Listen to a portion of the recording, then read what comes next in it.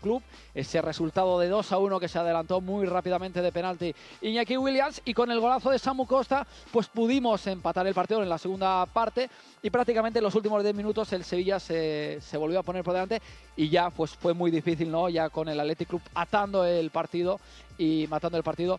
Por lo tanto, son dos imágenes, el Sevilla que se encuentra en el mejor momento, yo creo que de los últimos años. Andrea Almeida, que le ha dado ese giro al equipo, le ha dado esa confianza, le ha dado esa hambre. Y ahora al Mallorca le tocará hoy salir concentrados. Como dijo Yago Barrasate en la rueda de prensa previa al partido de hoy, hay que poner el listón alto y hay que salir concentrados desde el primer minuto, que ahora lo vamos a comentar, que creo que es lo que hace falta un poquito al Mallorca, salir concentrado en los primeros minutos. Lo comentamos ahora, Sandro, esto, pero vamos con lo más importante, que son los 11 titulares, para poder saber cuáles son las piezas que saca cada entrenador hoy en el partido. Por lo tanto, vamos primero con el equipo local, el conjunto de Matías Almeida. El Sevilla sale con Odiseas en la portería, lateral derecho para Carmona, lateral izquierdo para Gabriel Suazo. En la defensa central, el capitán Marcao y Azpilicueta. En el centro del campo, Mendy, Agumé y Sou. Arriba Isaac, y en el extremo derecho Juanlu, y en el izquierdo Vargas. Es el 11 titular con el que sale Matías Almeida. La ausencia de Alexis Sánchez, podríamos decir, el chico maravilla. Bueno, ya no es tan chico, ¿no? Ya no es tan niño, pero el jugador prácticamente no, que hizo un gran partido ante el FC Barcelona. ¿Qué te parece este 11, Sandro? A ver, es un 11 bastante reconocible en este Sevilla, sobre todo a nivel defensivo y en medio campo. Son los que más habituados están a jugar. Y es verdad que a lo mejor no juega Alexis, pero sí que es verdad que arriba ha ido rotando en un par de ocasiones. No por ello, por ejemplo, tenemos a Vargas, que el año pasado estaba en la Bundesliga y hizo una temporada muy importante, de aquí que haya recalado en el Sevilla, y aparte le está dando resultados. Es un equipo que es bastante vertical, sobre todo cuando recupera balón, y de momento le está dando sus frutos. Por lo tanto, este es el 11 con el que hoy va a salir a Matías Almeida. Y vamos ya con el 11 titular del Mallorca, de Yago Barrasate, que yo creo que hay sorpresas. Vamos a verlo porque, bueno, el aporte...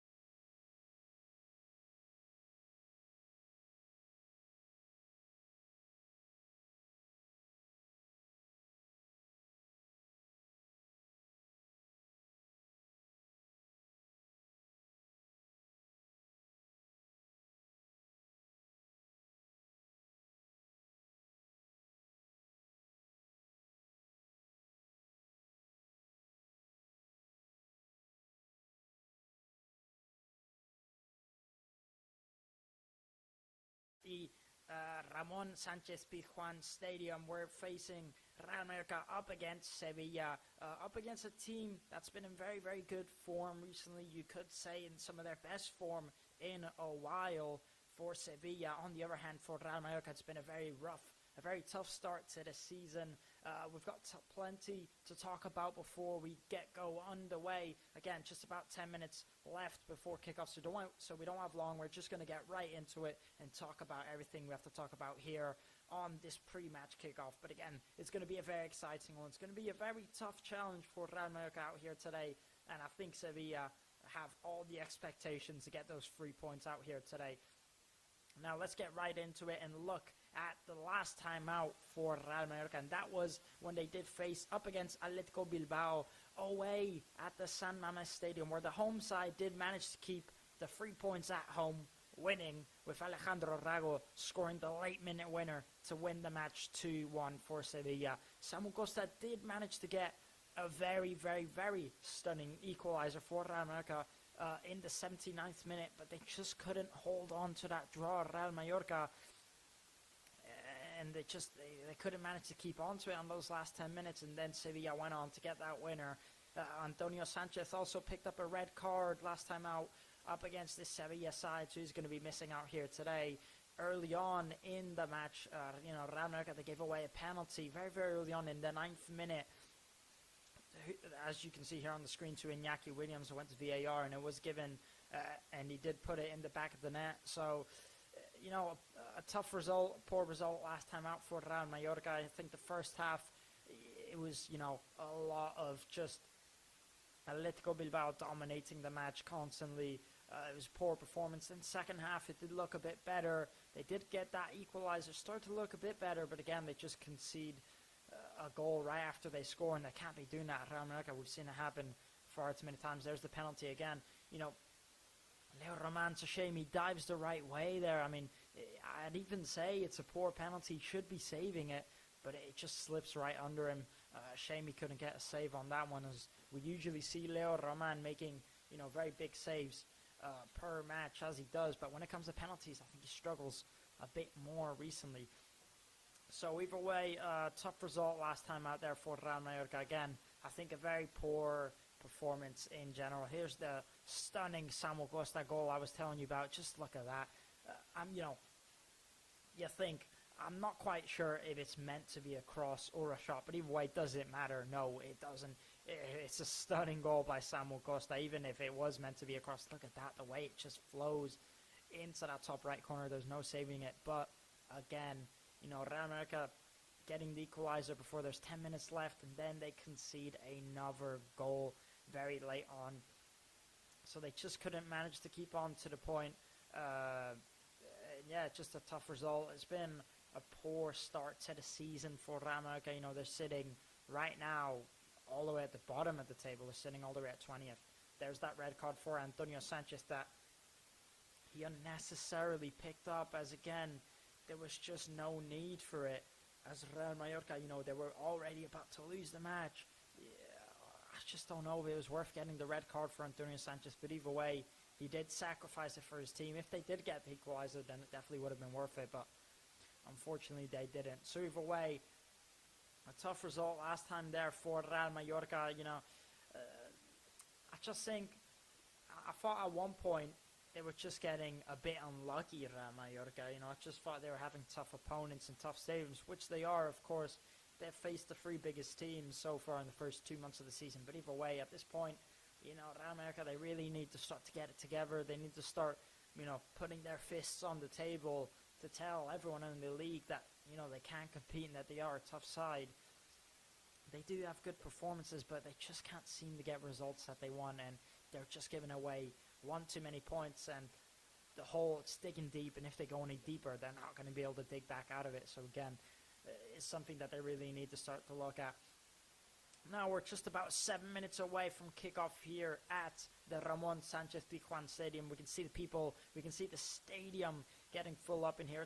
It's a pretty early kickoff in general. We don't usually kick off this early, so it's going to be a hot one for those players out there, as it's looking very hot and the sun is beaming down at a 27 degrees Celsius out there in Sevilla, so it's going to be, you know, a very tiring one, a very tough one.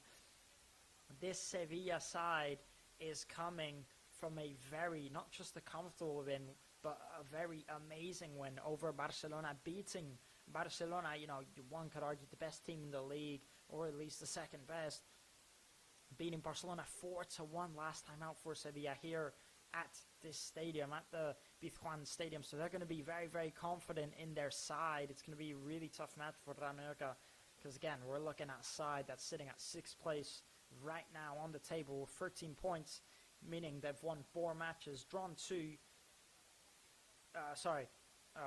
They've won 4 matches, draw 1, and lost 3. That's what they've done. That's their record. So definitely not a bad record for Sevilla there. And again, they're coming from a massive, massive victory over this Barcelona team, beating them 4-1. I mean, not something you see every day. So again, it's going to be a tough one out here for Real Mallorca out here today. Realistically, you know, if they can even scrape a point, Real Mallorca, it would be massive. If they can put their fists on the table and show that they are the team that they were last season, it would be great.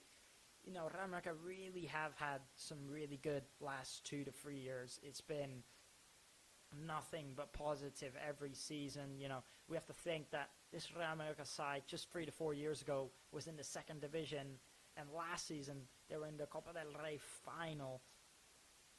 Not last season, 2 seasons ago, but last season they were almost competing for Conference League football and for European football. So again, it's just been nothing but positive results from within the last few seasons for Real Mallorca.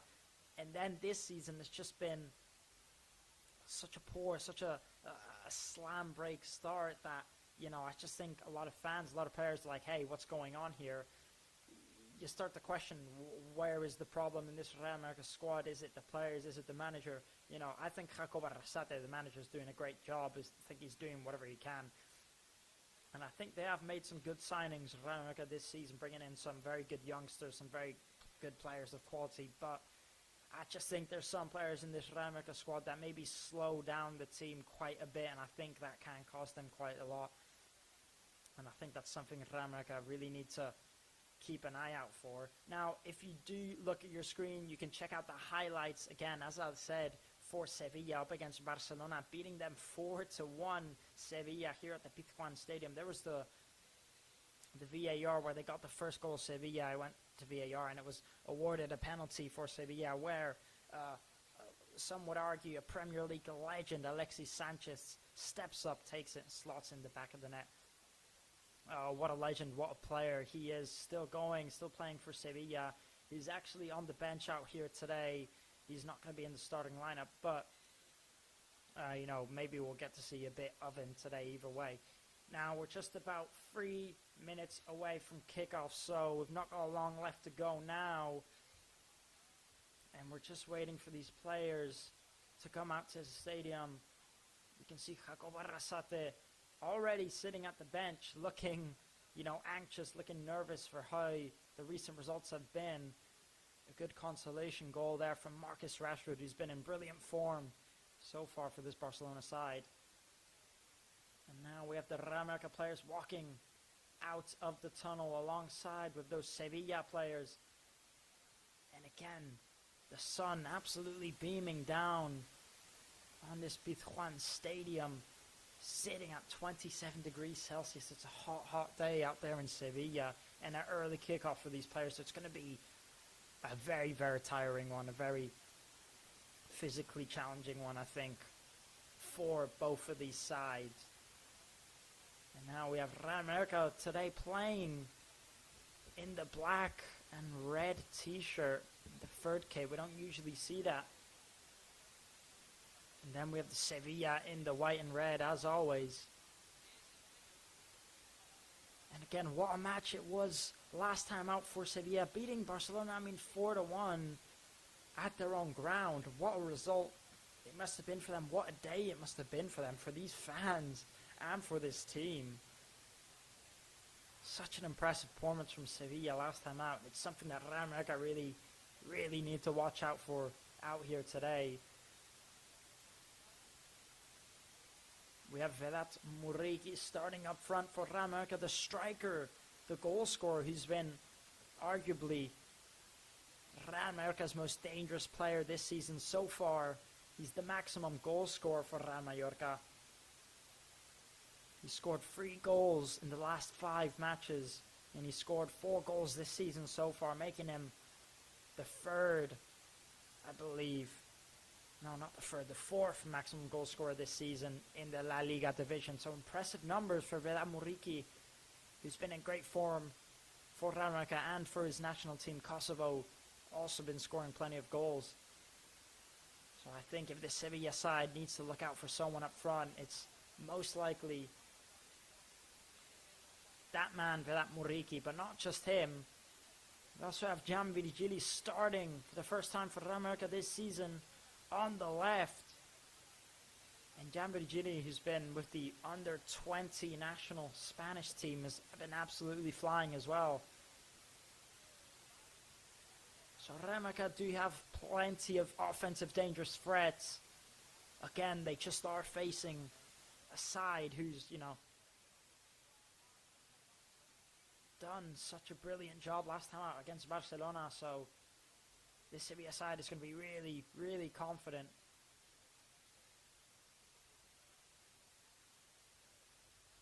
And now we're just about any second away from kickoff.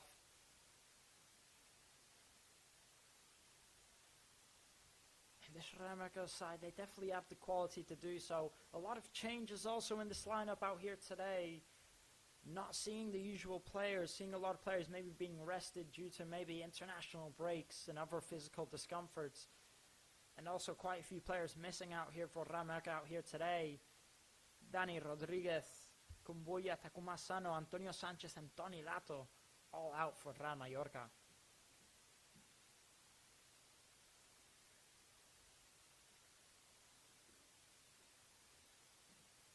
Now you can see plenty of scarves up in the air.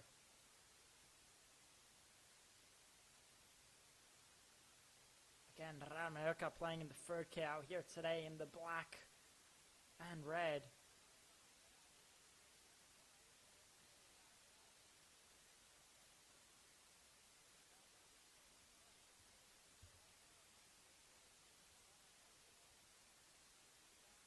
And the ball is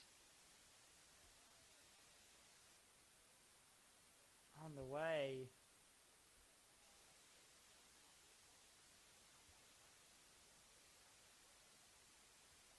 And by the looks of it, the first minute of the matchup, it looks like we already have an injury.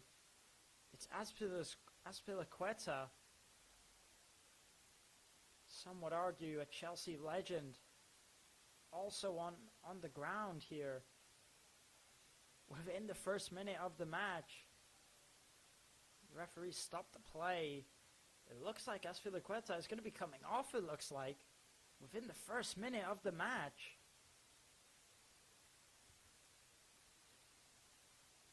I think a lot of players respect Azpilicueta for, the player he is, for what he's done in the football industry. So it's a shame to see him go off injured like that.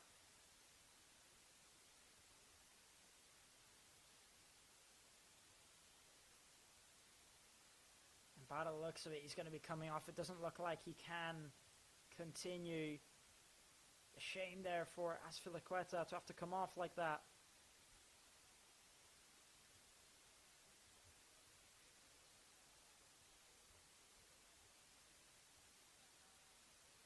You can see his hands just on his face as he's quite upset.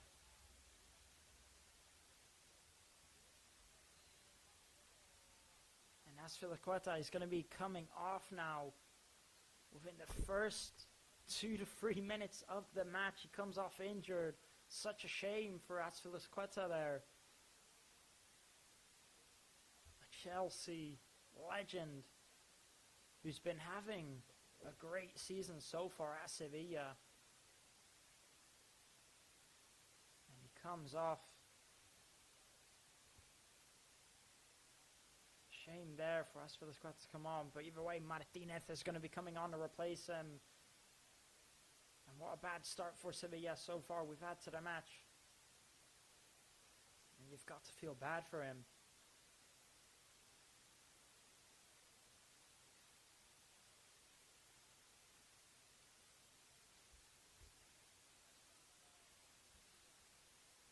And now we have Sevilla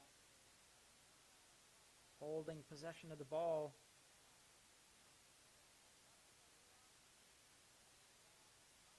The free kick was awarded to Sevilla.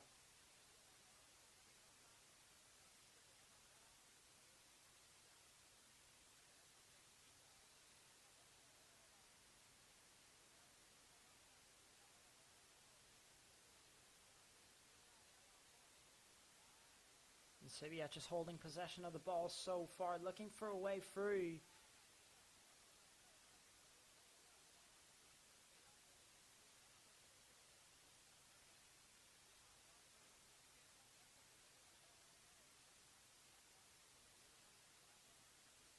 Again, it's a hot kickoff out here today at the Sevilla Stadium. There's Jacob Arrasate cheering his team on forward.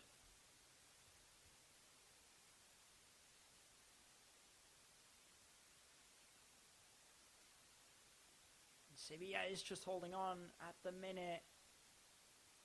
Just holding possession of the ball, not rushing it forward, maybe trying to take control of the match, just like they did up against Barcelona, and we saw how dangerous they were last time out. Just like when they played against Barcelona.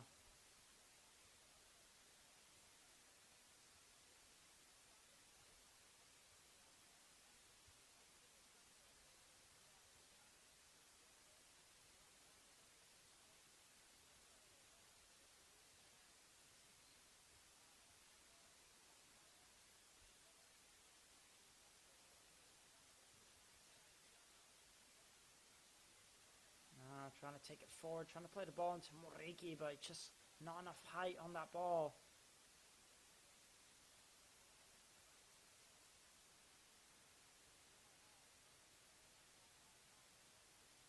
Ball goes all the way back to Leo Roman, who's going to kick it up forward.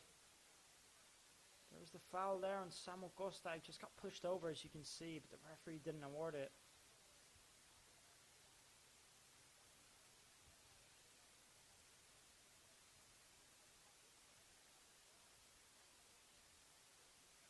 So far, just approaching the first 6 minutes of the match, and this Real Mallorca side so far positioned very well.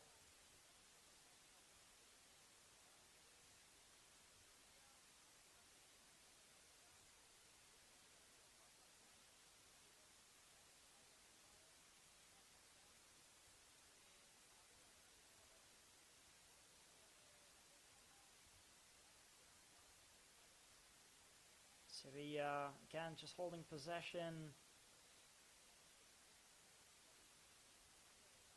Sevilla trying to put in the low cross, is cleared by Real Mallorca.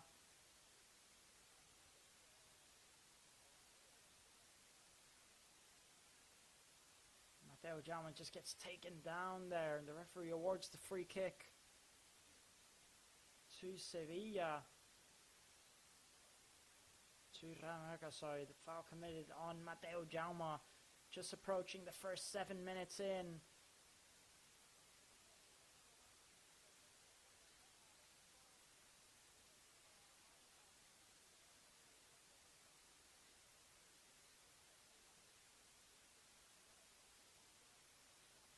So Leo Roman just asking his team to maybe calm the play down a little bit.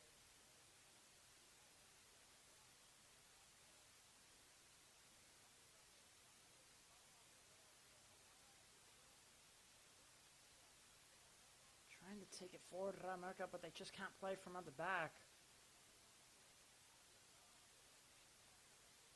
Ball does go all the way back to Leo Roman. He's going to give it to Rayo, and Rayo's going to take it forward himself.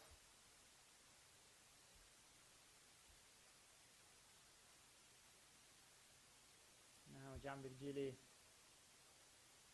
Back to Matteo Jaume, who plays it back to Martin Valgent.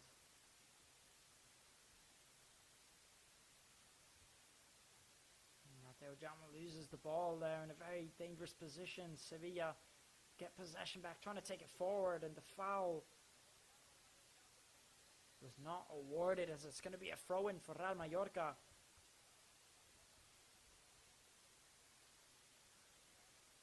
And of course, as I did mention, a lot of these players coming back from international break. So a lot of them could be very tired, and I believe that's why we see a few changes in the squad due to international break by the looks of it. I'm not sure for Sevilla, but definitely for Real Mallorca.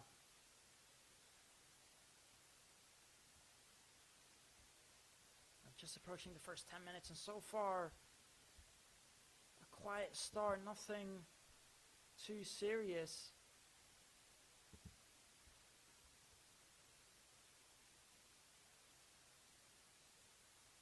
Take it forward, Pablo Maffeo defending. Samu Costa ends up putting his foot in, and he does well, Samu Costa, as he gets possession back for his team, but he also goes on the ground,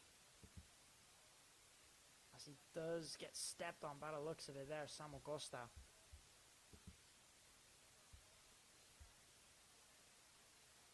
Now Pablo Maffeo to take the throw in for Real Mallorca.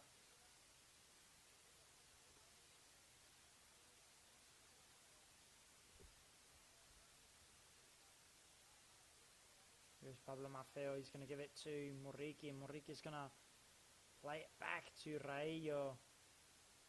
Here's Leo Roman, back to Raillo.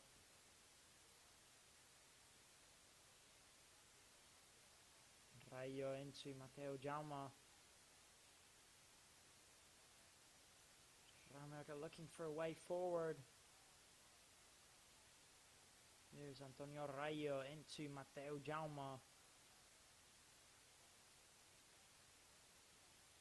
Good ball from Matteo Jaume. Trying to play it into Muriqi, but just can't get the pass accurate enough there, Gian Virgili. So now Sevilla have possession. We also have Javi Abres starting for Real Mallorca, who's a name that we've not seen in quite a while for Real Mallorca also, as he's been out injured.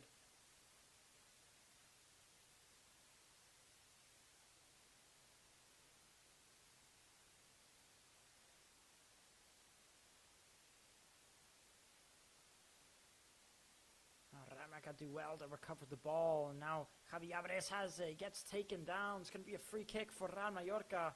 Good play there by Javi Abres to try and break on the counter-attack, as they did well to get the ball back.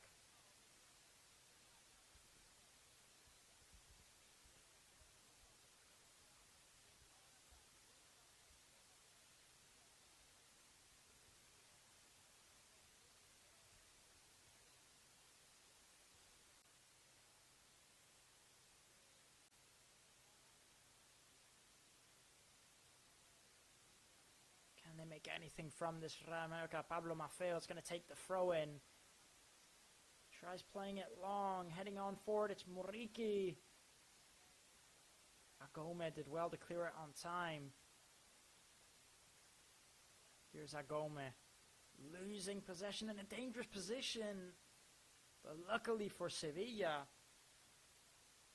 the referee awards a free kick to Real Mallorca.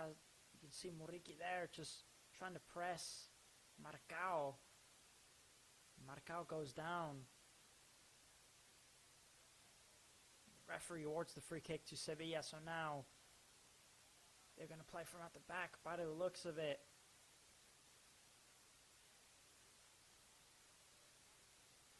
Here's Marcao.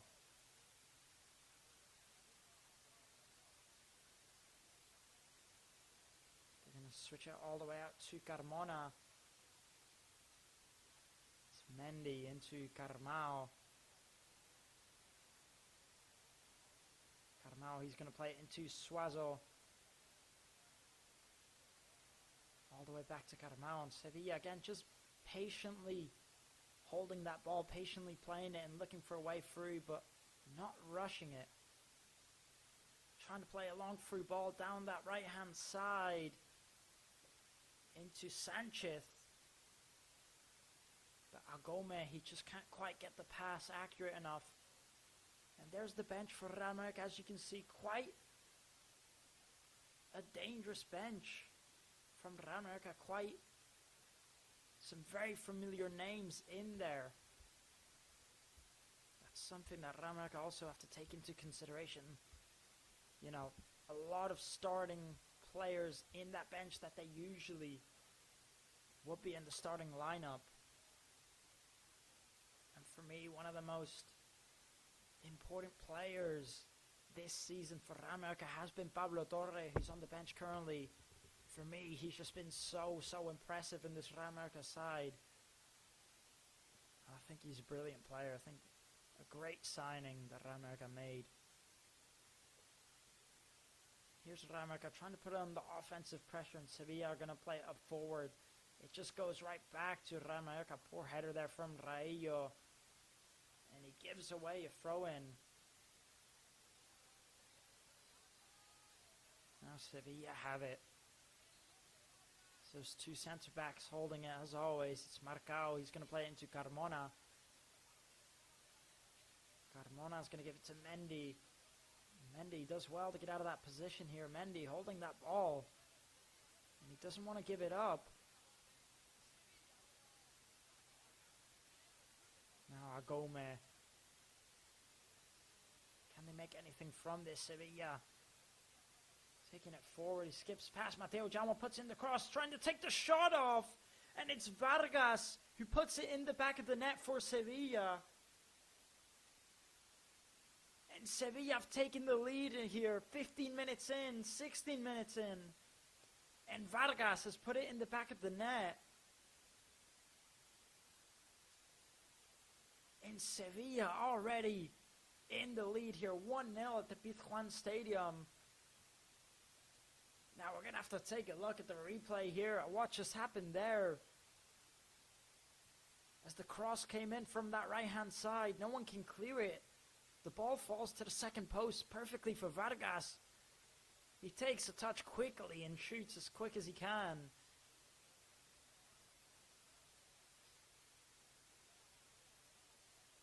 There's the look there. It's Antonio Raillo. He tries to head it out. He tries to flick it on forward.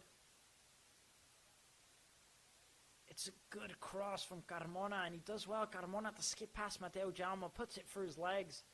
He gets the cross in. There it is. It's Pablo Maffeo. He just tries to flick it behind his head instead of taking a touch. He misses the ball.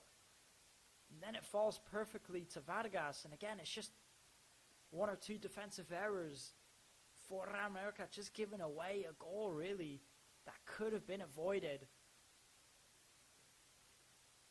And Mateo Jaume, he needs to defend better there up against Carmona as he puts it through his legs. He gets the cross in perfectly. And then the Pablo Maffeo trying to clear it with the back of his head. It's poor from the left back and from the right back.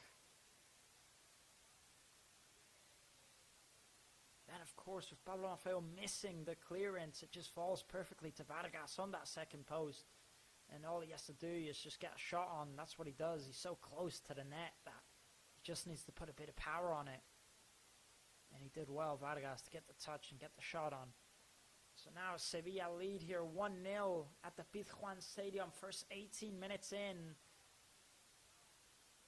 And again, against a side like this, who's been putting in one of their best seasons so far, it's going to be a tough mountain to climb for Real Madrid to bring it back. But Sevilla, they weren't exactly looking super dangerous. Real Madrid, they have been defending well, and it's good build-up play here. It's Manu Morlanes who plays it into Gian Virgili. Here's Gian Virgili dribbling very well, holding that ball well. Gian Virgili skipping past one, skipping past two. And he just ends up losing it there. Maybe should have let go of the ball a bit sooner. Then Giambrigili commits the foul, trying to track back for his error.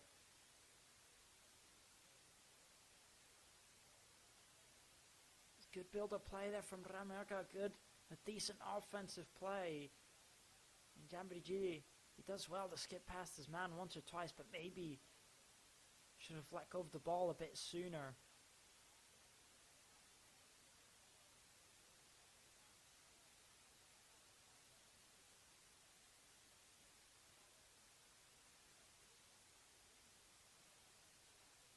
Now Vlachodimos.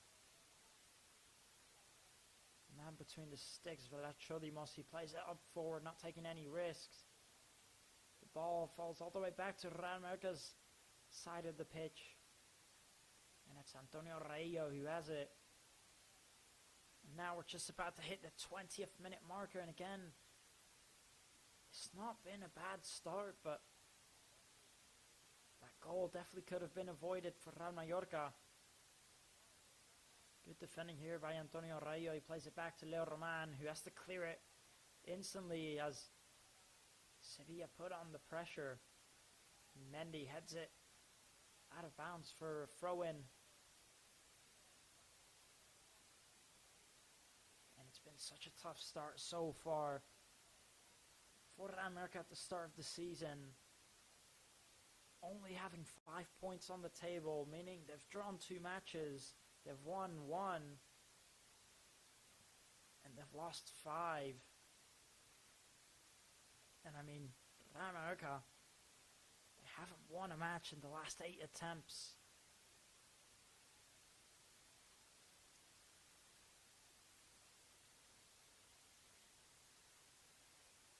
Trying to play the ball forward, it goes out of bounds for a throw-in for Real Mallorca.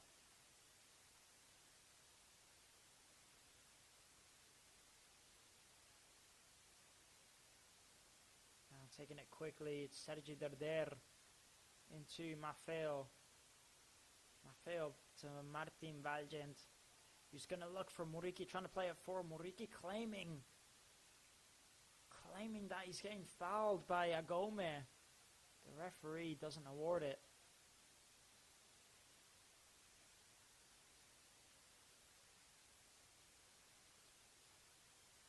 Now here's Sevilla holding their ball on their half of the pitch. It's Agome.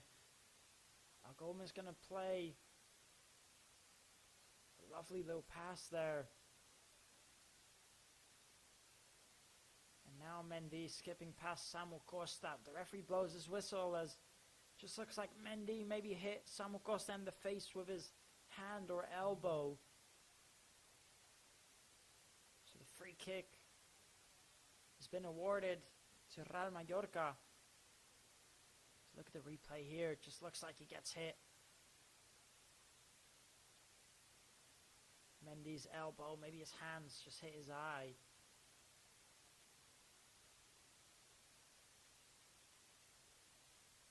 And again, if you actually don't look at the result, then it's been, I would argue, a very equal first 22 minutes in this matchup. But it's just that one goal that Real Mallorca couldn't avoid giving away. Taking the free kick quickly into Rayo. He's going to play it back to Leo Roman. And I think with this Sevilla side, they're positioned very, very well when it comes to pressing offensively, not letting Real Mallorca play from at the back comfortably. And I think that's just what makes Real Mallorca very nervous. Now, good play here from Carmona, playing it into Mendy, who plays a lovely pass into Romero. Now Romero manages to keep possession of it. And Sevilla are going to take it all the way back to the 2 centre-backs. It's Marcao. Going to play it all the way down to this right-hand side again into Carmona, who gave the assist to the first goal. Carmona trying to put in the cross again, and Romero gets a touch on it. Then Pablo Maffeo gets there on time to clear the ball. as it could have been a very dangerous chance there for Sevilla. There it is again, Martin Valgent, he just leaps up to get his head on it, to clear it again, and he misses the ball, almost like the first goal for Sevilla. It could have been another cross from Carmona and another missed clearance by Real Mallorca, just like the first goal. Luckily, Maffeo got there on time to clear it. So Sevilla are going to take the corner kick. Mendy tries to get the shot off. No danger there, but the rebound does fall back to Sevilla, who are going to put in the cross again into that second post. The ball ends up going out of bounds by Vargas. It's going to be a goal kick for Real Mallorca now. Hitting the 25th minute marker. So just 20 minutes left to go before the end of this first half. Real Mallorca really need to start to stand up a little bit. Sevilla are getting that closer every time to getting their second goal. Here's Samu Costa. Playing it into Moriki, who trips. Playing a lovely through ball here into Gianvirgili. Here's Gianvirgili on the edge of the box. He cuts in. Tries to take the shot off. And a good save by Vlajodimos. And Gianvirgili does well there. He takes it, cuts in onto his left foot. Tries to put the shot on that first post. And it was going in. It's a good save by Vlajodimos.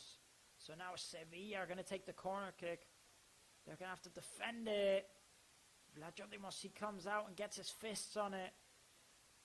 Sevilla are going to clear the ball. A decent chance there for Real Mallorca and a very good play by Gianvirgili. Again, I just think he has a lot of pace on his feet. He's very dangerous when it comes to these 1v1 situations. A good play there by Real Mallorca. Now Manu Morlanes plays a through ball into Javi Abres. Javi Abres, he tries putting in the cross. Not enough height on it. The rebound falls to Pablo Maffeo on this right-hand side. He's going to play it into Javi Abres. He tries skipping past his man, but he ends up losing it. And now Sevilla can break on the counter-attacking play. Could be a very, very dangerous chance here. It's Vargas. Vargas, he tries putting in the cross. Back to Romero, back to Mendy. Agome. It's Vargas again. He's going to play into Agome, back to Vargas on this right-hand side. Sevilla just holding the ball, but they end up taking it all the way back to the center backs. And they're going to restart the play.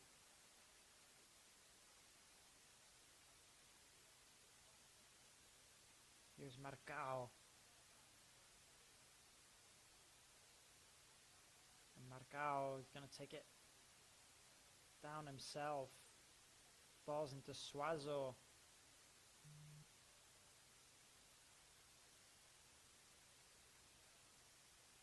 Now Sevilla patiently building a way through. They're going to play it down that right-hand side. And I think this Sevilla has been mostly dangerous down that right-hand side. I think down the left they've not produced much. So it's something that Real Mallorca really need to keep an eye out for. Trying to play lovely through ball into Carmona. Who again, Carmona has been dangerous down that right-hand side. He actually gave the assist to the first goal and almost gave a second one. So maybe Real Mallorca need to keep an eye out.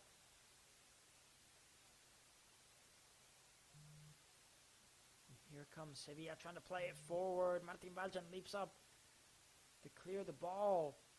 Sevilla were claiming a penalty there. Now Pablo Maffeo.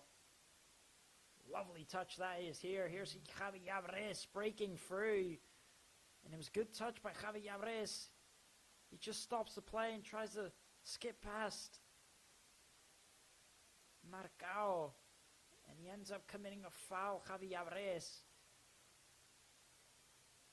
And he did well to bring the ball down, Javi Abres, and break through, but he just slows down and tries to take Marcao on, and that's where he loses it. Also didn't realize that Sevilla were claiming a handball there by Samu Costa, but just looks like hits his shoulder. The referee stops the play for a quick hydration break by the looks of it again, as it's a very hot kickoff here at the Sevilla Stadium, at the Pizjuan Stadium.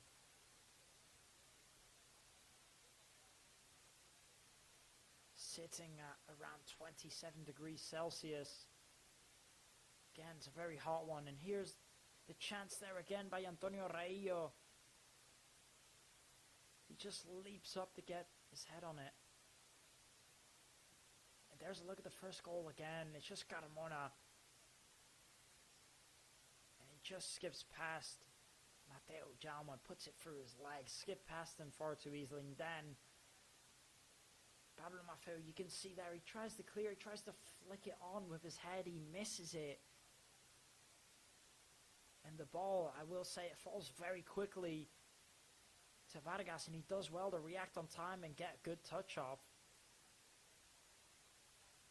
But again, it definitely could have been avoided for Real Mallorca. It's a poor goal to give away in the first half, but they're definitely still in this matchup. I think they've been doing well, even after the goal was given away. So if they can just keep this up, maybe they can get an equalizer before the end of the first half.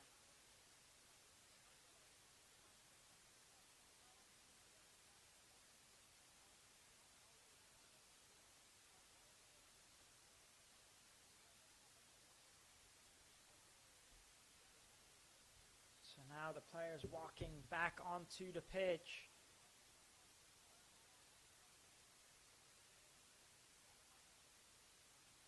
I just think for Sevilla, they have been the superior side so far.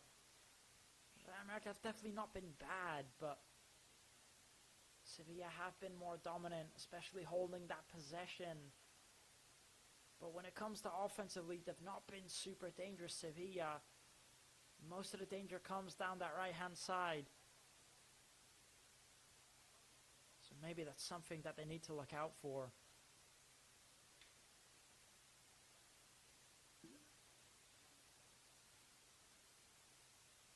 Now the play continues and Sevilla have it in their own half of the pitch. It's the man between the sticks. He gives it to Carmao. Trying to play it into Agome. They end up giving away Sevilla. Pablo Maffeo does well to get the free kick for Real Mallorca. As Agome, he just gives the ball away and then commits the free kick.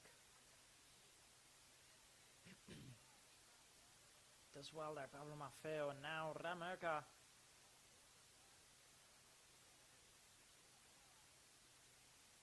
They have the free kick. They're not going to take it quickly. And Sergi Derder is going to step up, by the looks of it, to put in the cross.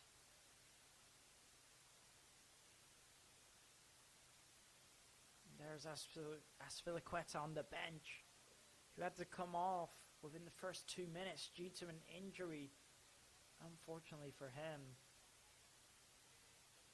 Now Real Mallorca putting in the free kick into that second post. They can't make anything from it, and the referee blows his whistle as it's going to be a free kick for Sevilla. Antonio Raillo just maybe using his hands a little bit too much there.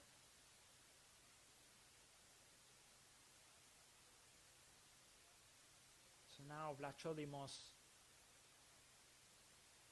is going to take the free kick for Sevilla. The goalkeeper, the man between the sticks, who's not been tested at all so far this match. I don't believe Real Mallorca have had a shot yet, on or off target. They've just not had... Oh wait, no, they actually have had one shot on target by Jan Virgili from that good play, but apart from that, that's it.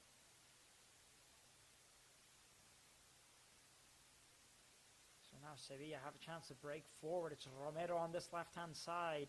He has Suazo overlapping him. He gives it to Suazo. He puts in the cross, trying to get his head on it.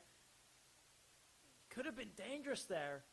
Not enough power on that header by Sanchez. And Leo Roman can get there easily enough. A dangerous chance there from Sevilla. And they have it again. Ramaga just give away the ball. It's down this right-hand side where most of the dangers come from. Trying to put in the cross. This time Martin Valgent is there to clear it with his head. Here's the chance there again. It's Romero. He takes it forward. Sees Suazo overlapping him. Gives him a lovely low ball. It's a good cross by Suazo. And then Sanchez just can't get enough power on that header. So Leo Roman can get there. Get his hands on it on time.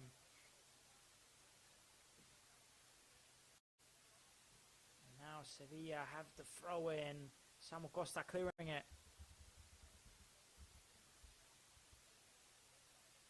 It falls to Romero, who has a chance to take the shot on his right, but he gives it to Algome. So far, the Sevilla side being very dominant. Here's Agome again, trying to take it forward. Antonio Rayo gets his foot on it and kicks it out for a corner kick as Sanchez was dribbling, coming at him.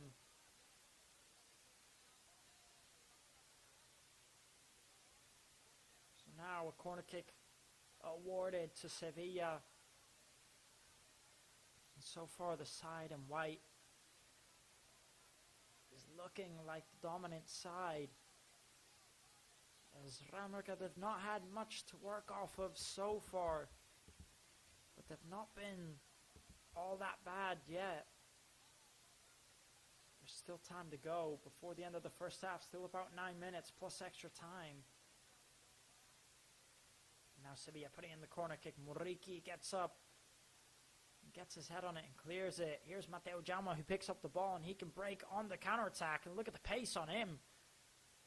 What a play this is here. And he just kicks it into the feet of the goalkeeper. What a play that was there by Gianbiri Gili, breaking free with pace. And he skips past his man. Dribbles all the way through. What play that was there by Gianbiri Gili.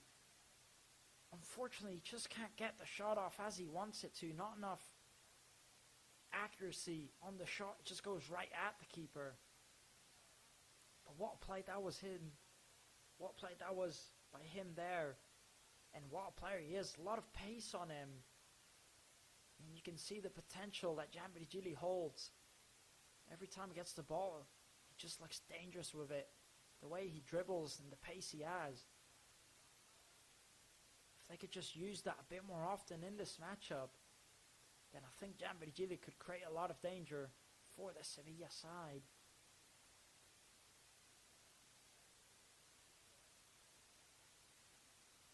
Now Sevilla giving away the ball, and Ramaga have it.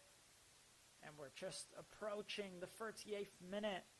So not long left to go now before the end of the first half. Now here's Rayo into Manu Morlanes. Sergi Derder getting pressed by Mendy. And the referee blows his whistle. And they're going to take it quickly, playing it into Manu Morlanes. The referee stops the play, as I believe the ball maybe was moving a little bit when he took the free kick. Here's Maffeo. Back to Martin Valgent. Antonio Rayo is getting pressed by Agome. He has no choice but to clear it. Javi Abres just putting on the offensive press against Suazo. Commits the foul. Javi Abres on Suazo. There's the chance. There's a replay there at the break from Gianbiri Gili. Look at the way, look at the pace on him. He skips past his man. All he has to do is get a good shot on. And he just forces the shot maybe a bit too quickly. But what play it was. A shame he couldn't put it away.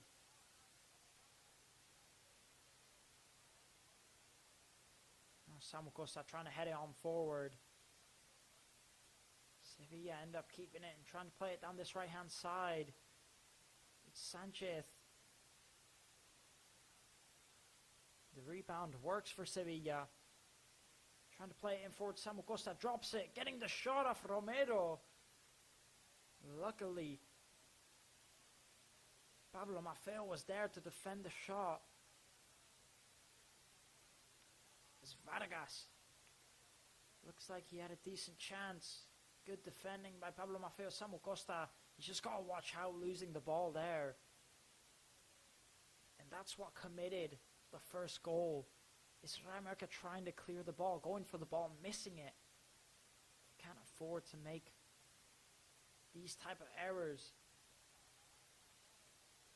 Now here's Suazo, who's going to take the corner kick for Sevilla. Putting in the corner into that second post, clearing it, Real Mallorca. The referee blows his whistles. It's going to be a free kick for Real Mallorca. And now we've hit the 40th minute marker.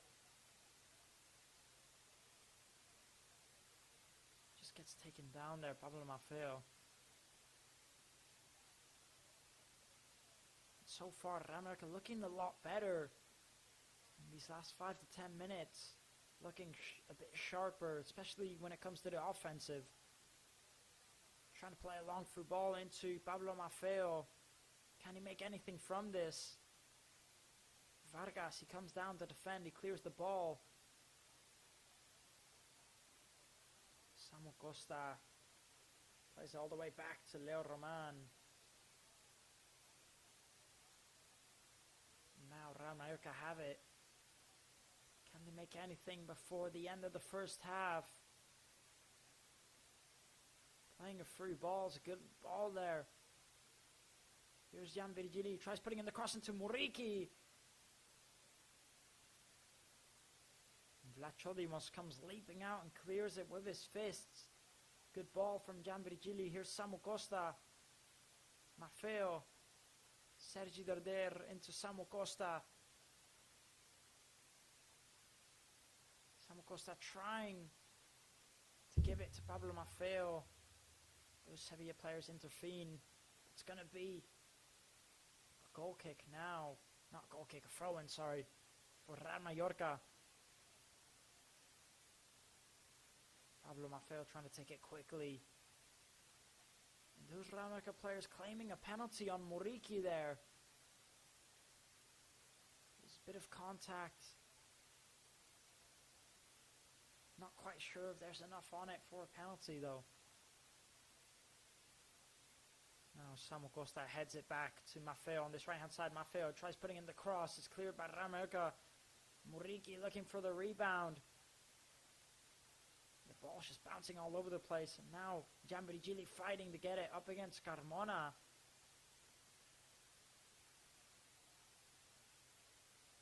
Gianvirgili not happening as he's claimed. He's getting shoved and pushed by Carmona.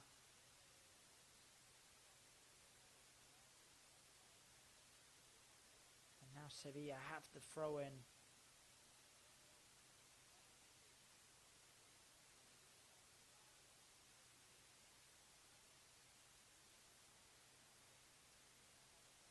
Take the throw in here, Sevilla. Real Mallorca pressing it well, but it goes right back to the hands of Vlad Chodimos. So now Sevilla have possession within these last few minutes. But again, it's been a massive improvement for Real Mallorca in these last 10 minutes. Started to look very dangerous, and I'm liking the way Jan Virgili is looking so far. He's looking very dangerous for Real Mallorca. Hopefully he can keep it up going into the second half.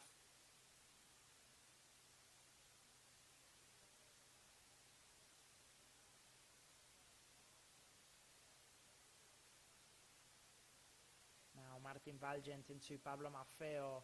Pablo Maffeo into Samu Costa. Ball goes out of bounds. It's going to be a throw-in for Real Mallorca.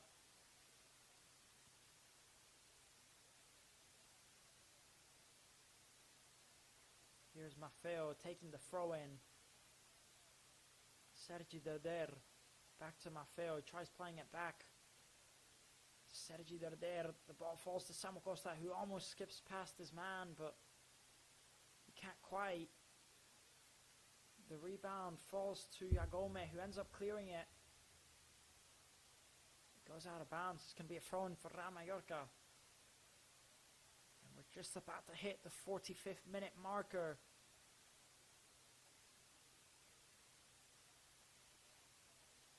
They end up giving away that throw-in, Real Mallorca. Now Sevilla could have a chance. Good play by Jan Virgili to get the ball back. Now here's Manu Morlanes. Driving forward, Real Mallorca. Jan Virgili into Manu Morlanes. Here's Sergi Darder.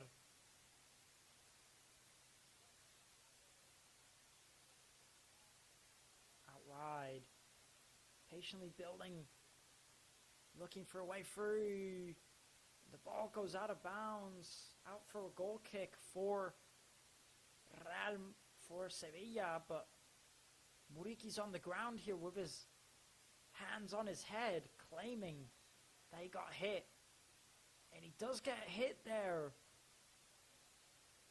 It's the elbow. There's a look at the replay. As you can see, Muriki just gets elbowed right there. On the jaw, on the face. By the looks of it, there's going to be no check for anything, I don't think, but he definitely got hit there for that Muriki.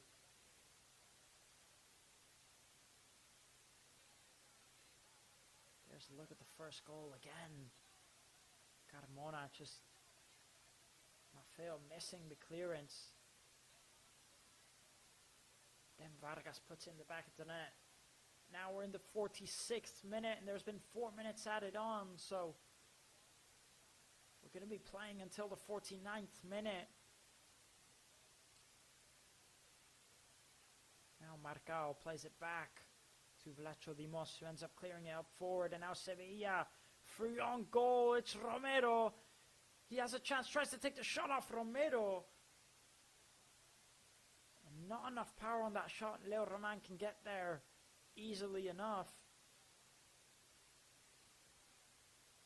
Now here's Jan Virgili. They're going to play it all the way back. And now Rayo into Muriki. Muriki tries playing it forward. He loses it in a very dangerous position. Sevilla have a chance, but Javi Abres cuts out the pass. Sergi Darder into Samu Costa, into Jan Virgili. Here comes Real Mallorca. Again, it's Jan Virgili who has it on this left-hand side. Can he make anything from this? He gives it to Samu Costa, who tries putting in the cross. It's no good. Again, just looking for Muriki, but Sevilla clearing it. Mateo Jama heads it on. And now, just about 1 more minute left. And Real Mallorca looking very dangerous. Javi Abres just loses the ball in a critical moment. Heading on forward. Muriki looking for it. Real Mallorca end up keeping it. It's Javi Abres playing a good ball here into Darder. Darder, he tries putting in the cross, but Sevilla end up keeping it.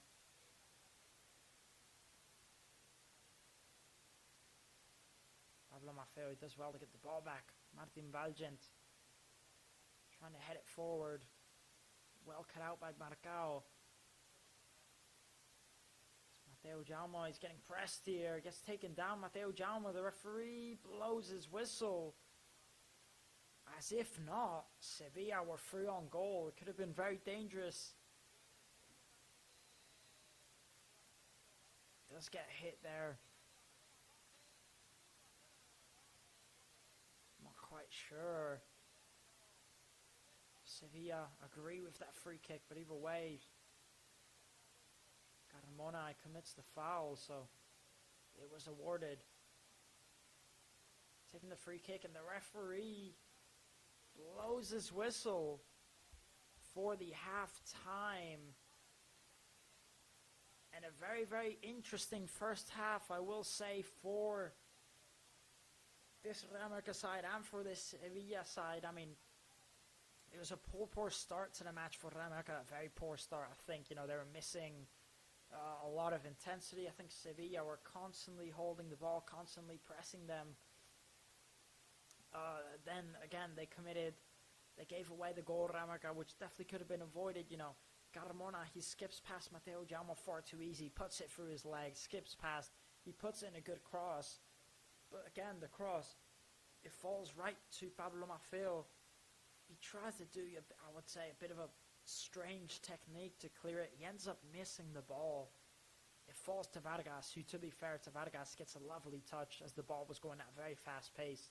He gets a good touch, then gets the shot off. So again, a goal that definitely could have been avoided for Real Mallorca. And then I think after the goal, I think once we hit maybe the 25th, 30th minute, I think Real Mallorca, they started to look very good, especially the most danger. The man who's creating, in my opinion, the most chances so far, looking very good, is Jan Virgili.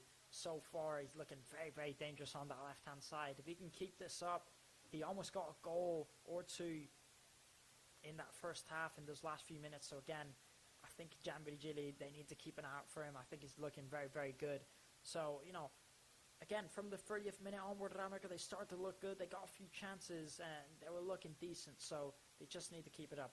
Now, we are going to go on a quick break. We'll be back very shortly for the second half, so do not go anywhere. And we'll be back very shortly as we have a very, very exciting second half coming up. Again, stay tuned.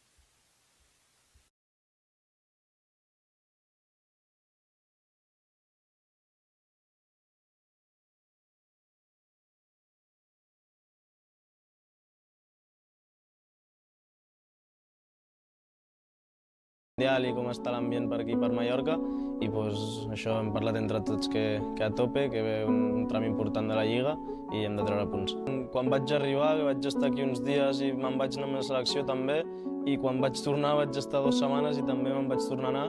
Tinc ganes d'agafar una mica d'estabilitat aquí a Mallorca, no? Que sigui com casa meva això, i sobretot tornar a jugar a Son Moix, que em va semblar espectacular, i ajudar l'equip. Des del primer dia em va rebre superbé, de fet estic aquí gràcies a ell, que era el que em volia i em té la confiança, i amb moltes ganes de tornar-li. Fa 2 anys estava jugant al juvenil nacional del Nasty de Tarragona i ara estic a primera divisió, sí que ha anat tot molt ràpid, però ho estic portant amb molta naturalesa, sobretot no perdre la humilitat, perquè sense humilitat no es va a cap lloc i a seguir endavant. Al cap i a la fi nosaltres hem d'anar per totes, confiar en nosaltres, que tenim un gran equip, i ja pot venir qui vingui, que li farem cara.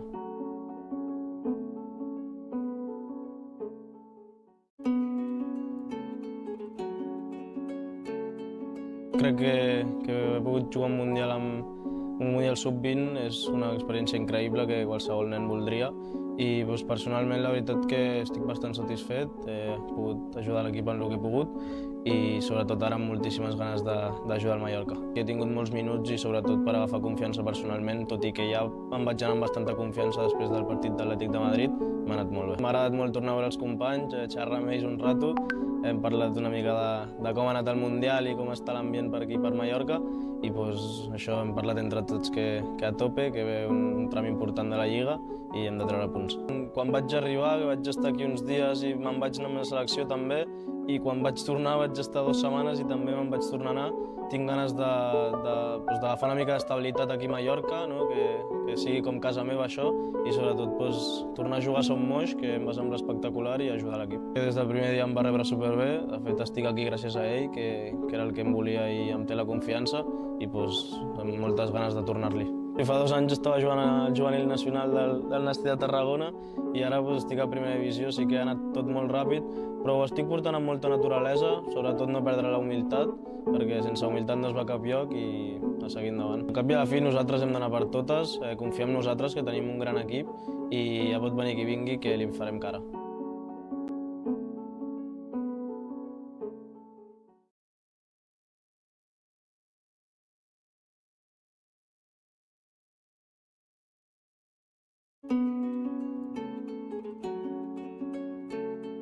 Crec que he pogut jugar un Mundial Sub-20 és una experiència increïble que qualsevol nen voldria i personalment la veritat que estic bastant satisfet, he pogut ajudar l'equip en el que he pogut i sobretot ara amb moltíssimes ganes d'ajudar al Mallorca. He tingut molts minuts i sobretot per agafar confiança personalment, tot i que ja em vaig anar amb bastanta confiança després del partit d'Atlètic de Madrid, m'ha anat molt bé. M'ha agradat molt tornar a veure els companys, xerrar amb ells un rato, hem parlat una mica de com ha anat el Mundial i com està l'ambient per aquí, per Mallorca, i això hem parlat entre tots que a tope, que ve un tram important de la Lliga i hem de treure punts. Quan vaig arribar, que vaig estar aquí uns dies i me'n vaig anar amb la selecció també, i quan vaig tornar vaig estar 2 setmanes i també me'n vaig tornar a anar. Tinc ganes de...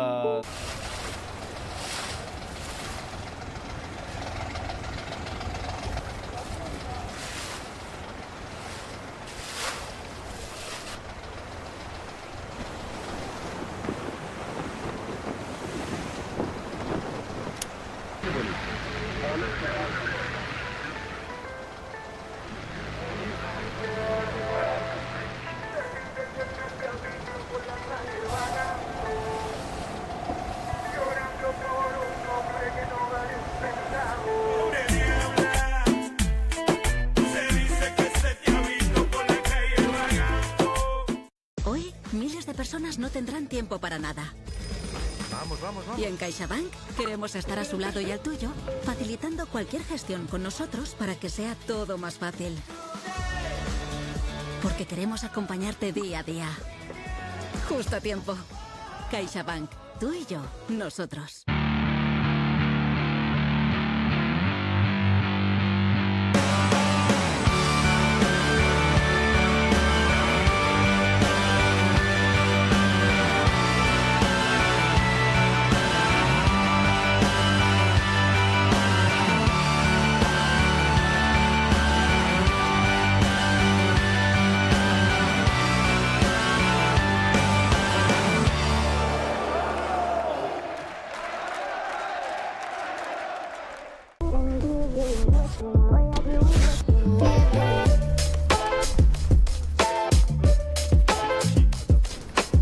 Antonio, al lío.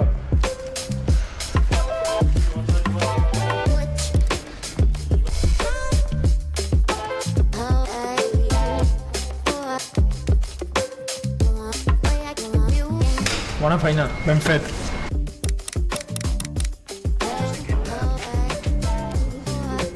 No ha quedat tan malament. No.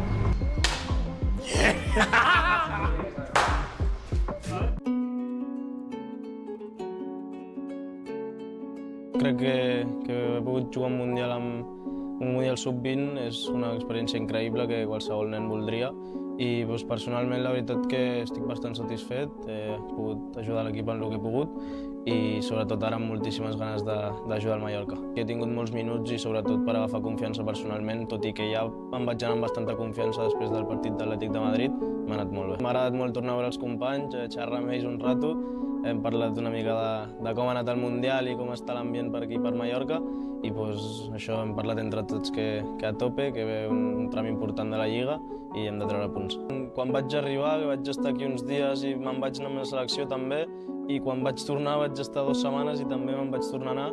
Tinc ganes d'agafar una mica d'estabilitat aquí a Mallorca, no? que sigui com casa meva això, i sobretot tornar a jugar a Son Moix, que em va semblar espectacular, i ajudar l'equip. Des del primer dia em va rebre superbé, de fet estic aquí gràcies a ell, que era el que em volia i em té la confiança, i amb moltes ganes de tornar-li. I fa 2 anys estava jugant al juvenil nacional del Nàstic de Tarragona i ara estic a primera divisió, sí que ha anat tot molt ràpid, però ho estic portant amb molta naturalesa, sobretot no perdre la humilitat, perquè sense humilitat no es va a cap lloc i a seguir endavant. Al cap i a la fi nosaltres hem d'anar per totes, confiar en nosaltres, que tenim un gran equip i ja pot venir qui vingui que li farem cara.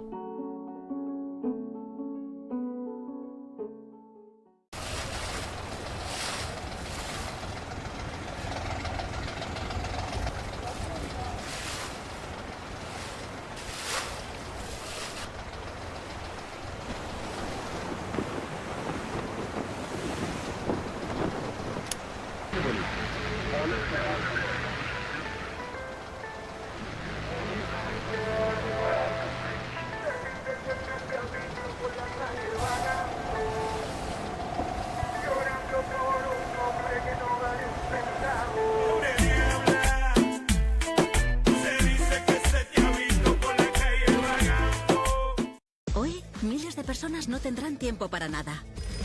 Vamos, vamos, vamos. Y en CaixaBank queremos estar a su lado y al tuyo, facilitando cualquier gestión con nosotros para que sea todo más fácil. Porque queremos acompañarte día a día. Justo a tiempo. CaixaBank, tú y yo, nosotros.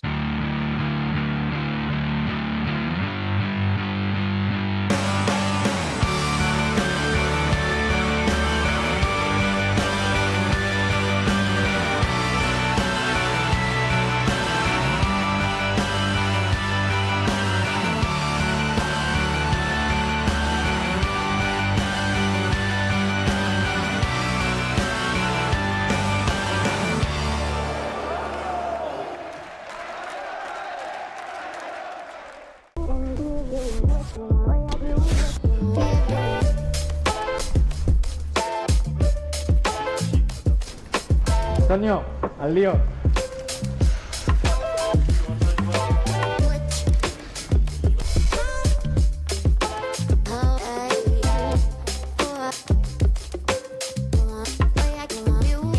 Bona feina, ben fet.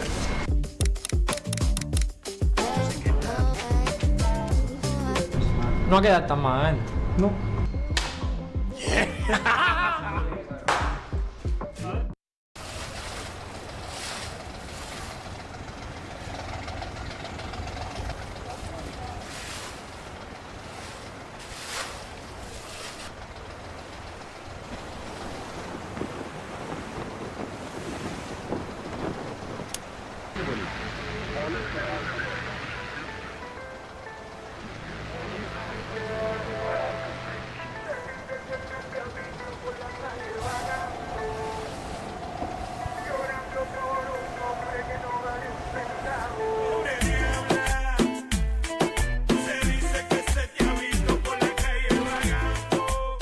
Hoy, miles de personas no tendrán tiempo para nada. Vamos, vamos, vamos. Y en CaixaBank queremos estar a su lado y al tuyo, facilitando cualquier gestión con nosotros para que sea todo más fácil. Porque queremos acompañarte día a día. Justo a tiempo. CaixaBank, tú y yo, nosotros.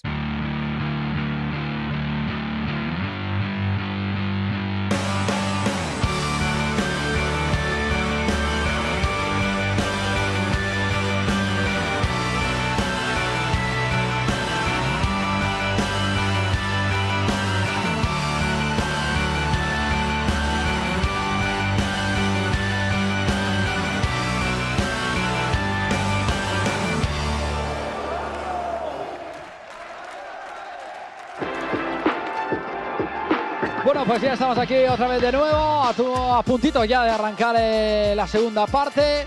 En el terreno de juego que jugadores están calentando, vemos a Abdón. Veremos a ver cuáles son los jugadores que puedan salir en esta segunda parte. Si me dejáis un momento, vamos a ver, sí, ahí tenemos los datos, vamos a repasarlos porque lo habíamos repasado antes de marcharnos al descanso, pero no estaban actualizados. Ahora sí que están actualizados con lo que ha pasado en la primera parte. Posesión, en tema de posesión de balón, 57% para el Sevilla, 43% para el Mallorca. 3 saques de esquina para el Sevilla, 1 para el Mallorca. Disparos totales, 4 para el conjunto de Matías Almeida. De los 4, 1 ha sido bloqueado por la defensa del Mallorca y 3 han ido a portería. 3 disparos del Mallorca. De los 3, 1 se ha marchado fuera y 2 han ido a portería, que los 2 han sido los de Jean Virgili. Los 2 guardametas han parado 2 balones. Y poquita cosa más que comentar. 8 faltas del Sevilla, 6 del Mallorca. Veremos a ver en tema jugadores que pueden salir en la segunda parte. Recordad que el Sevilla ha tenido que hacer un cambio forzado. Ha entrado Ramón Martínez en el minuto 3, se ha marchado a Azpilicueta por la lesión.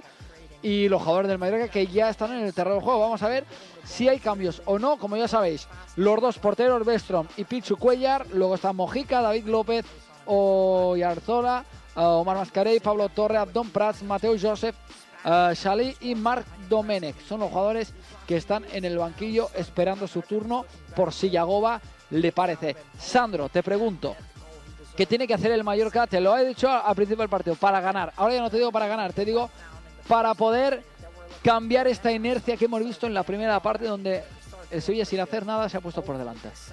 Bueno, básicamente lo que tiene que hacer es conseguir estar más acertado en estos acercamientos que está teniendo, que ese número de acercamientos sea mayor, porque por ejemplo hemos visto, ¿no? En cuanto a remate está más o menos igualado con el Sevilla, pues que el porcentaje sea mayor, a mayor porcentaje de remates, mayor probabilidad de meter gol. Y luego, sobre todo, mantener esa concentración, no cometer pequeños errores, porque lo hemos visto, un pequeño error nos cuesta un gol. Entonces, que no haya ese error y aumentar eso, el número de remates, el número de ocasiones, el número de acercamientos, para a partir de ahí tener mayor probabilidad de poder marcar ese gol, primero para empatar y luego para intentar buscar algo más. Pues vemos que los jugadores del Mallorca ya están en el terreno de juego, los jugadores del Sevilla que van desfilando hacia el verde del Ramón Sánchez Pizjuán, que en nada va a arrancar esta segunda parte. Es más, tendría ya que nada arrancar. Vemos cómo el colegiado García Verdura también, junto a sus asistentes, también ya van a entrar en el terreno de juego. El saludo del trío arbitral. En el VAR, Gálvez Rascón, que por ahora el VAR no ha tenido que entrar. Hemos visto un codazo a Vedat Muriqui dentro del área, pero bueno, la verdad que es lo que hemos dicho, ¿no? Un penaltito, si no queremos que a nosotros nos lo piten, tampoco que lo piten a nosotros. A ver, por pitar lo que lo hubieran pitado, pero es verdad que no era suficientemente penalti porque la intención... No son acciones que a lo mejor nosotros señalaríamos como pena máxima, pero es verdad que en este caso, pues, todo lo que nos pueda beneficiar... efectivamente, no. Para mí, hoy en día, en la situación del Mallorca, no hay... da igual cómo juegues o no, un poquito, es decir, ahora hay que sacar resultados, hay que ir sacando los puntos y si puede ser con una ayuda arbitral, pues no, yo no seré el que se queje. No, y ya te digo, aunque marcar con la mano de Dios, como hizo Maradona, que sea ahora ya no sería tan fácil, porque es verdad que lo revisarían y terminarían anulando el gol, pero ganar de cualquier manera, o incluso empatar, porque empatar sería algo ya bastante bueno de un estadio complicado. Recordad que el año pasado empatamos en el Sánchez Pizjuán con el gol prácticamente en el último minuto, 90 y pico, de Martin Balgen. Sí, tal cual. Por eso, a ver si hoy, aparte de empatar en ese último minuto, pues ojalá Mallorca puede marcar antes y luego pues marcar un segundo. Que Dios te escuche, Sandro. Pues el Cuero que ya está en el círculo central, Isaac que ya ha puesto el balón en el círculo central, y el árbitro, cuando dé el inicio, que lo va a dar ahora, pues va a arrancar ya la segunda parte en el Ramón Sánchez Pizjuán, esa segunda parte de esta jornada 9, donde el Sevilla gana 1-0. Se ha puesto por delante con el gol de Vargas, un gol que lo hemos comentado, prácticamente sin hacer nada el Sevilla se ha puesto por delante. Vamos a ver si la inercia así como ha terminado la primera parte, un Mallorca que se iba acercando a la portería de Odisea, pues vamos a ver si en esta segunda parte puede seguir un poco más la inercia. Por ahora el Mallorca que empieza con el balón en los pies. Ahí está Jean Virgili, el hombre que más electricidad, más miedo ha dado. Atención, Samu Costa, que recupera Jean Virgili, frontal del área, se mete Jean Virgili, Jan. El balón que lo termina sacando Odiseas en 2 tiempos. Llegaba por ahí, se estaba paseando Vedat Muriqui intentando golpear el cuero que había quedado suelto. La ha sacado el Sevilla. Hablábamos de que el Mallorca tenía que reaccionar. Y otra vez de las botas de Jean Virgili después de la recuperación de Samu Costa, Sí, ocasión clarísima, y en este caso había 2 opciones, intentar pasarle a Muriqui, la ocasión de Jan, El remate ha sido muy bueno, gran parada de mucho mérito de Blajodimos, que realmente es un auténtico porterazo. El portero cedido, el griego cedido por el... And what a save that is there by Vlachodimos. What a chance for Real Mallorca. I thought the ball was going in. What a chance that was there for Giambigili to get his first goal for the club. Putting in the cross. Sevilla end up clearing it. What a start to this first half already. Mateo Jaume, he commits the foul. So Sevilla have the free kick in their half of the pitch. Just taking down Sanchez there. Mateo Jaume. And again, I'd love to see a replay on that chance for Giambigili. Here it is again. Giambigili just drives forward, tries to take it on his left. It's a good save, and it's just not enough power on the shot. He also had the chance to pass it to Muriqi. He had Muriqi on his right. But taking a shot obviously wasn't a bad decision. He just needs to put more power on the shot. So electric so far, Giambigili, in this match. He's definitely been my favourite player for Real Mallorca so far. Now the ball goes out of bounds, so it's going to be a throw-in for Sevilla.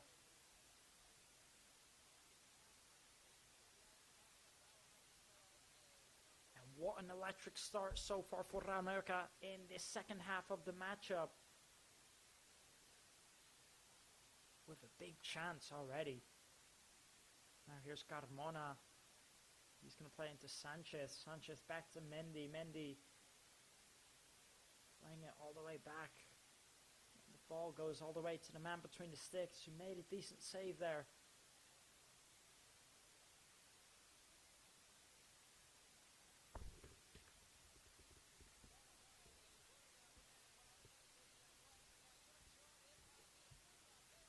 Play it forward, Giambigili defending, the ball goes out of bounds, it's going to be a throw-in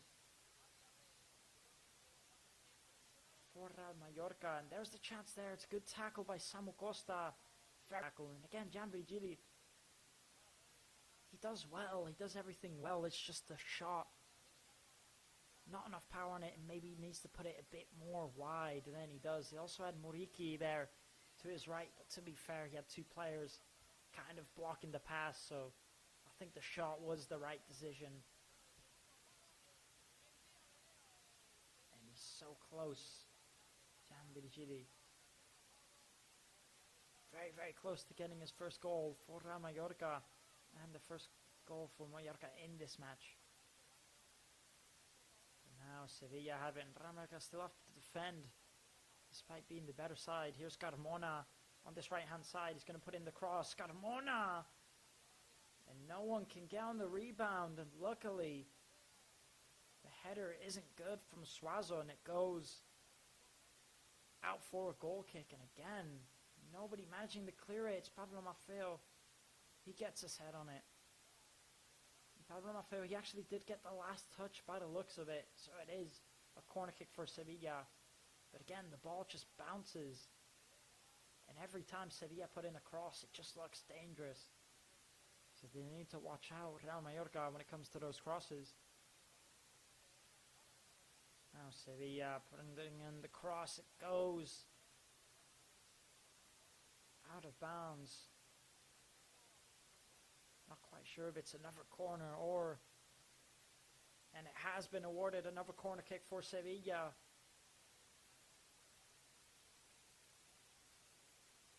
Now putting in the cross into that second post. Leon Roman gets there with ease. And he gives it, he tries to give it quickly to Sergi Darder. Sevilla spotted the pass and kicked it out of bounds. Sanchez. So now it's going to be a throw-in. Alexis Sanchez warming up for Sevilla, scoring last week out up against Barcelona. And of course, a Premier League legend that most players will recognize before his time at Arsenal, you know, what a player he was before he switched over to Manchester United. Samu Costa just commits the foul there on Carmona. It doesn't look intentional, but it does take him down. So the free kick is awarded to Sevilla.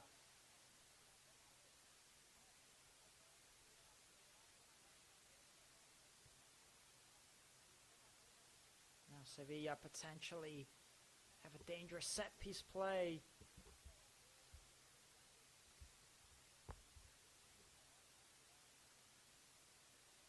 So far, it's been a very good start to the second half for Real Mallorca. Let's hope that they can keep it up this way.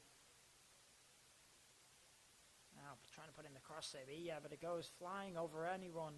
The cross from So. Now, Pablo Maffeo kicking up forward, trying to look for someone. Antonio Rayo heads on forward. Mateo Jalma tries to dribble with the ball. He does get a throw in, Mateo Jalma.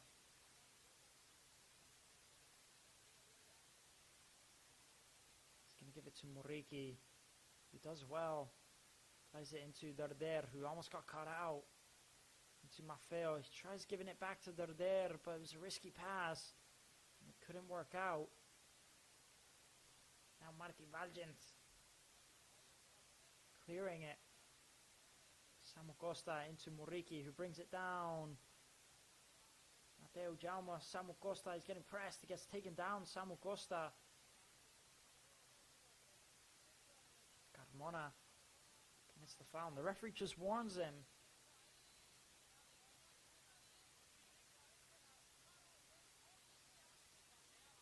Rasate not happy if the referee believes he should be booked. Now Antonio Rayo to take the free kick for Real Mallorca, just in Sevilla's half of the pitch, but he steps away from the ball, and now Sergi Darder is going to take it. By the looks of it, they're going to put in the cross. Looking for Muriqi. Cross just can't quite find anyone, so Lacho Dimos has it, and he's taking his time to pick up the ball, of course, as Sevilla are in the lead here. And they're getting pressed quite intensely by Real Mallorca.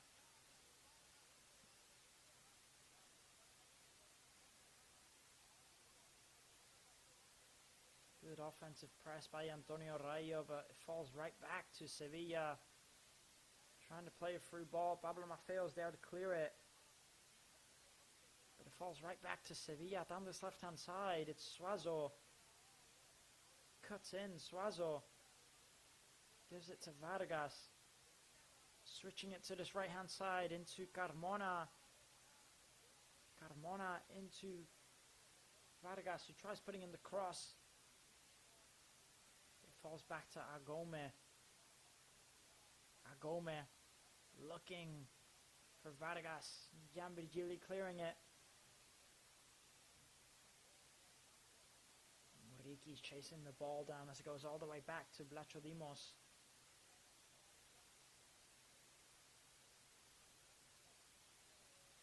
Marcao gives the ball away. Manu Morlanes, he had the chance to take the shot off. He ends up passing out wide to Muriqi. Here's Muriqi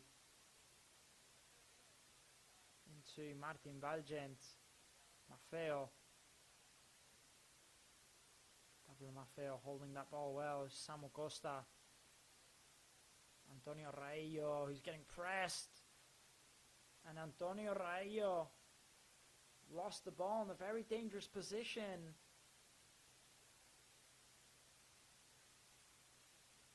And he ends up receiving the yellow card, Antonio Rayo, as Sevilla could have broke on the counter-attack. Antonio Rayo's touch just let him down there, and then when he saw that he wasn't going to get the ball, he just takes down the player, just takes down Sanchez there. A foul that really he did have to commit, didn't really have a choice.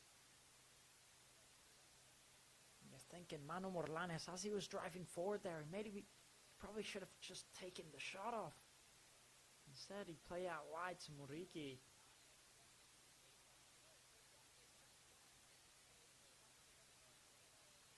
So now Sevilla have the free kick, and again, Real Madrid have been so dangerous in the second half. They've definitely been, for me, the better side, at least so far.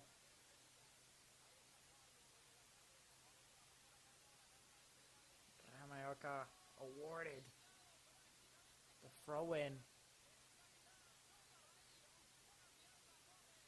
Now Sergi Darder playing a through ball into Javi Abres. It was a good ball, but the keeper was on his toes. Vlacho Dimos comes out, gets that first. Good ball by Sergi Darder into Javi Abres. The keeper, he did well there to read it. Here's Carmona, he's driving forward, he's going to play it into Juan Luis Sanchez. It's Carmona again, Carmona. And what tackle that is there by Antonio Rayo. Lovely tackle. And good build-up play by Sevilla. Again, it's a very, very equal match. Real Madrid in the second half has definitely been better, but let's not forget Sevilla still have had some chances. So again, it's a very close one. Couldn't really tell you what's going to happen next. Now Sevilla have the corner kick.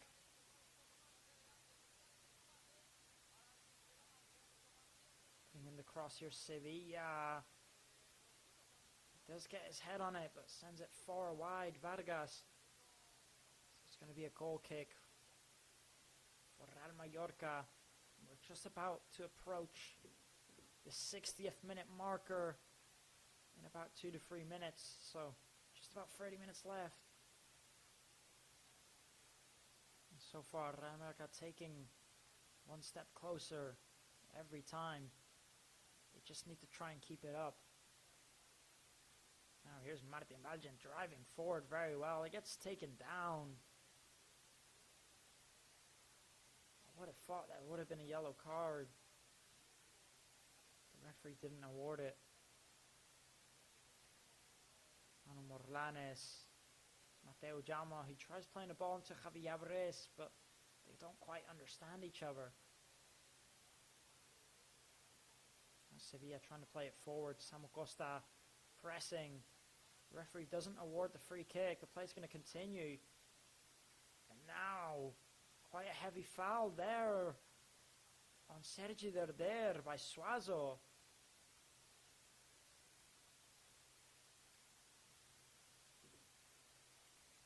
Went in quite tough there, Suazo on Sergi Darder. You'd think there'd be a booking from the referee, and there is going to be a booking. He is going to receive a yellow card, Suazo. As it did hit him. Did go in quite hard there.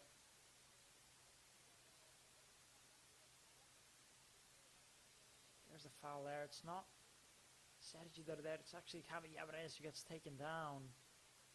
Got hit quite hard. His boot even came off.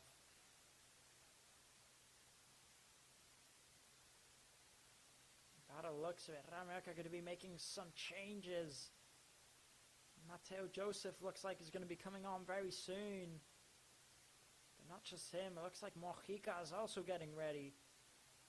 So it looks like we could be seeing some changes from Real Mallorca being made very soon. And again, they have some big players on that bench still to come on.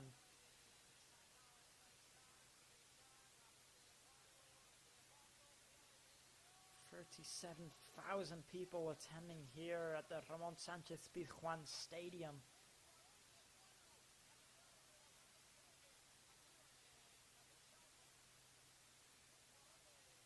Now Real Mallorca have the free kick. They're going to take it short into Mafeo. Trying to take it forward again, and Javi Abres gets taken down again, but this time the referee doesn't award the foul.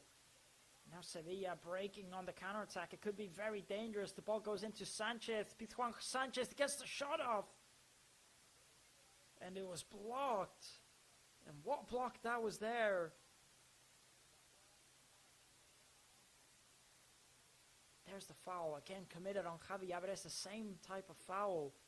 The referee doesn't award it. Sevilla break on the counter-attack. He has Juan Luis Sanchez on his right.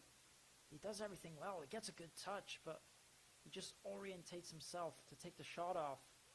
Then Pablo Maffeo gets there on time to get the block, and a very important block that is there by Pablo Maffeo. So now Sevilla take the corner kick. The ball's bouncing all over the place. And Sevilla still have it. Sergi Darder clears it. Not taking any risks. Now Real Mallorca are going to be making 2 substitutes. Javi Alvarez is going to be coming off. Mateo Joseph will be replacing him. And then Mateo Jaume will also be coming off. And Johan Mojica will be replacing him.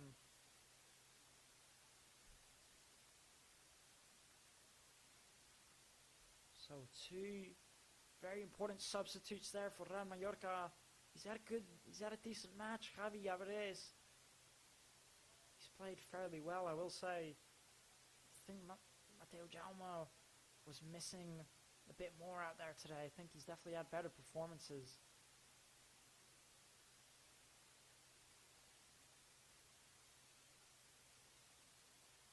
So now the ball, everyone heading up forward, trying to bring it down. Mojica clears it. Samu Costa heads on forward. What a ball that is there into Sergi Darder. Sergi Darder tries cutting in. He gets taken down by Mendy. The referee claims no foul. And then Manu Morlanes commits the foul. You can see these Real Mallorca players frustrated. Here it is here. It's taken down by Mendy, and then Manu Morlanes just commits the foul on Agome. The player's very frustrated with that one.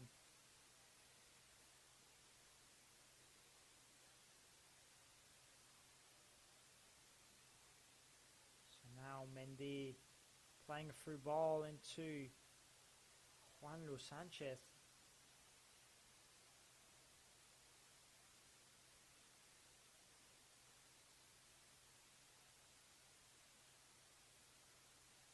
Moriki gives it back to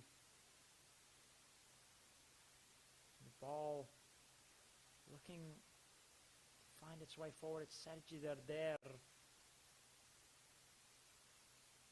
He plays into Mateo Joseph. He just can't quite keep it now. Sevilla are going to break down this left-hand side. It's Sevilla breaking, trying to take the shot on.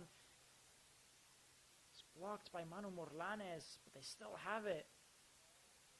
Pablo Maffeo fighting to get that ball back. It falls to Mendy, the rebound. Trying to play it into Carmona, who can't get a good touch. And the ball goes out for a goal kick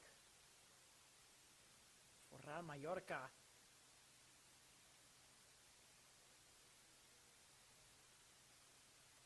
Now Leo Roman taking it quickly.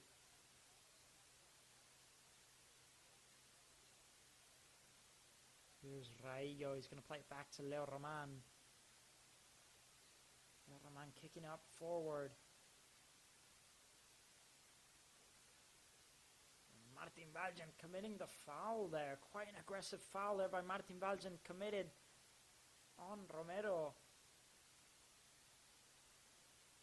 I wouldn't be surprised if he was booked for that one.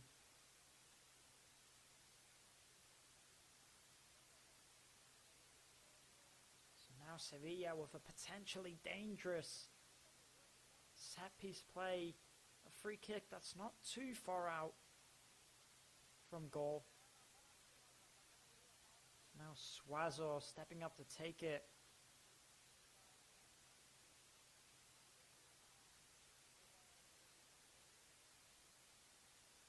Along with So, I believe, by his side. Trying to put in the cross here, Sevilla. The rebound falls right to Samu Costa. He's going to play out forward. But can't quite find anyone there. Samu Costa. Mojica putting on the offensive press. He ends up giving away a free kick.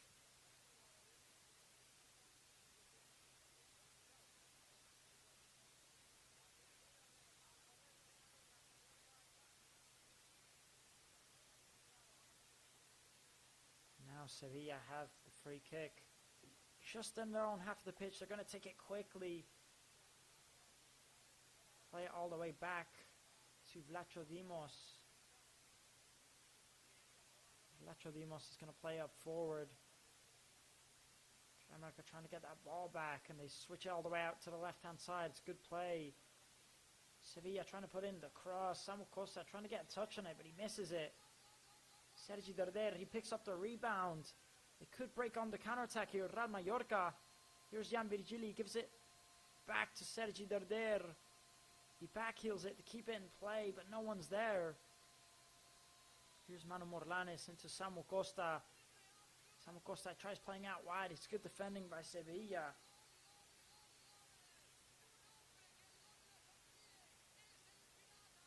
Sevilla are going to drive forward. They end up losing in a dangerous position. Here's Jan Virgili into Muriqi. Muriqi can take the shot off. He puts in the back of the net.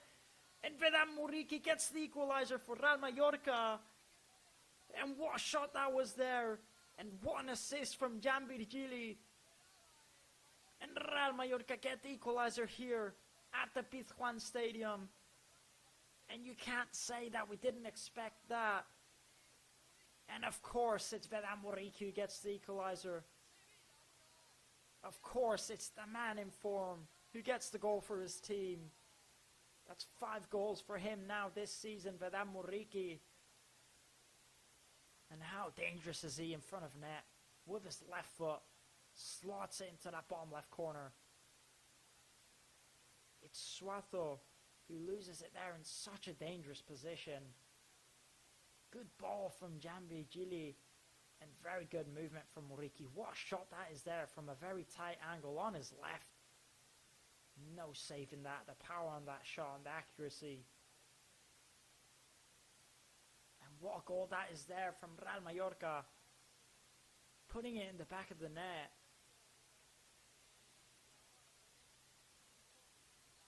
And you can't say you didn't see that coming.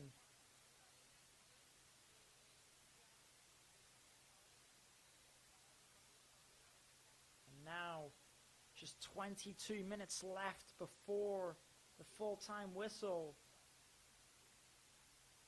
And it's all square here at the Pizjuan Stadium in Sevilla.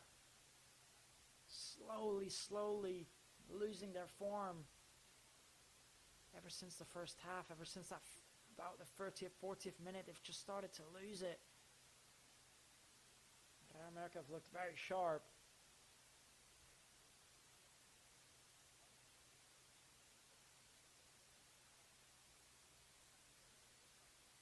Now, here's Sevilla.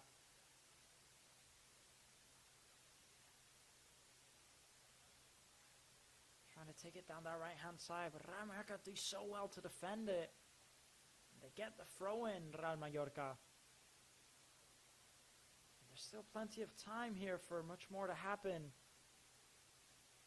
Now, here's Juan Luis Sanchez. He tries putting in the cross into that left-hand side. It falls down to Romero. You can't make it work. Now, what ball that is here into Juan Luis Sanchez. But very good defending from Johan Mojica. Very good defending as it was a dangerous chance. Here's a look at the replay here. Manu Morlanes, he plays into Jan Virgili. Then Muriqi. What shot that is there by Muriqi, and what ball it is from Jan Virgili, who again, he's just been spectacular this match.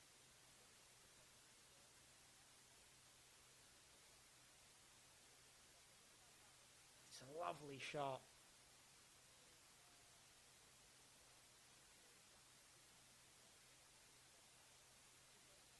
And with Jan Virgili getting that assist, that also makes him the maximum goal scorer for Real Mallorca this season with 2 assists to his name. And of course, Vedam Muriqi keeping that title of maximum goal scorer for Real Mallorca with 5 goals this season. By the looks of it, Sevilla are going to be making 2 substitutes. Alexis Sanchez coming on for Sevilla. Juan Luis Sanchez will be coming off for Sevilla as well. And then Alexis Sanchez replacing So. The 2 substitutes made there for Sevilla with 20 minutes left to go. Isaac Romero also coming off, and Adams will be replacing him. So that's 3 substitutes made for Sevilla.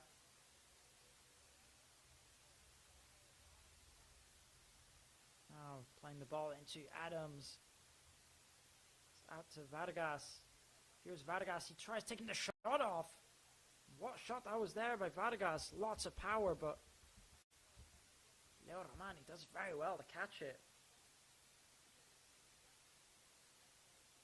It was a very complicated shot to catch, I'll say that.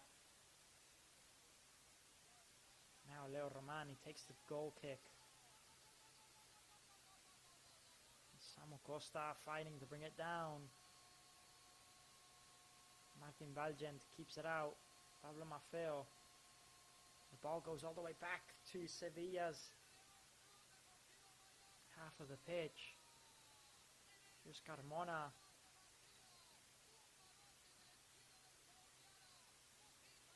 Trying to take it forward, but Jan Virgili ends up keeping it. Here comes Jan Virgili. He has Mojica overlapping him. He gives it to Mojica, who puts in the cross, getting on the edge of it. And Real Mallorca take the lead. It's Mateo Joseph who gets the goal for Real Mallorca. And Real Mallorca have taken the lead here at the Pizjuan Stadium. And could you believe it that Real Mallorca have brought it back here? And what goal that is there by Mateo Joseph.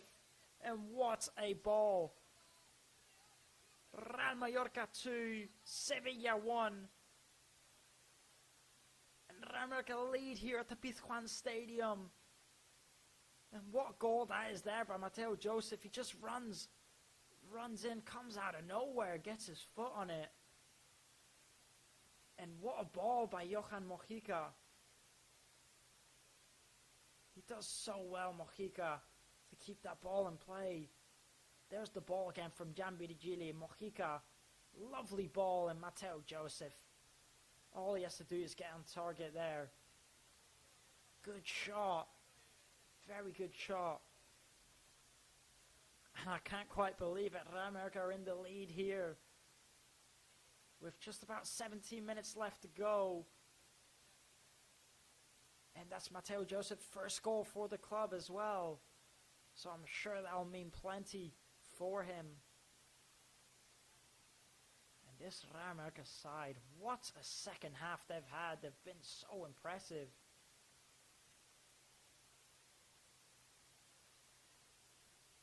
What a match it's been for them.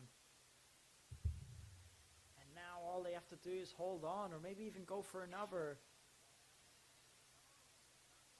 And there was also a great ball from Jan Virgili into Mojica, who again has just had such a spectacular match.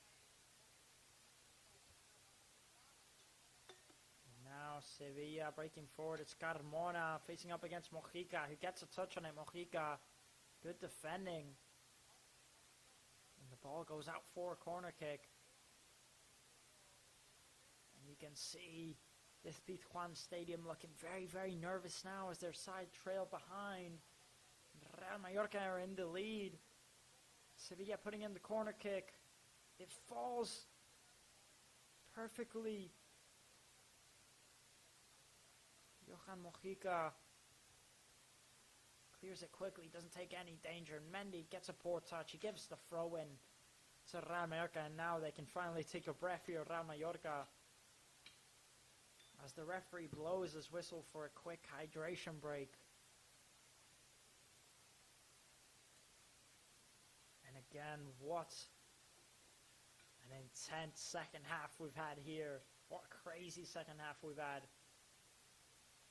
And what a performance so far from Real Mallorca. It's been a lovely, lovely display in this second half. I mean, it's one of the best matches I've seen so far of the season. And again, I think a lot of that offensive play, a lot of that offensive build-up is all thanks to Jan Virgili on that left-hand side. I think he's just been so spectacular in this match. He gave the lovely assist to Muriqi. He gave the pass for Mojica to give the assist. What a cross that is there as well by Mojica. A lovely cross at a perfect height. Mateo Joseph, he makes the run, times it perfectly. Again, just what a goal that is there from Real Mallorca.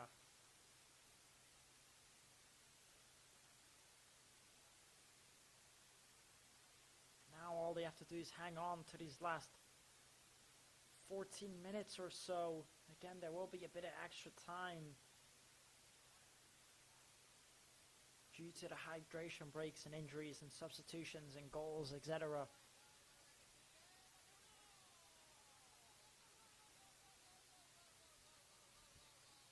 And what second half has been for Real Mallorca. I will say the defense has also been very good in the second half. And I think in the first half, he was definitely poor, especially the defense from Real Mallorca. But going into the second half, they're a whole different side. They look so much stronger. This left-hand side from Mojica and Gianvirgili is so dangerous, I think.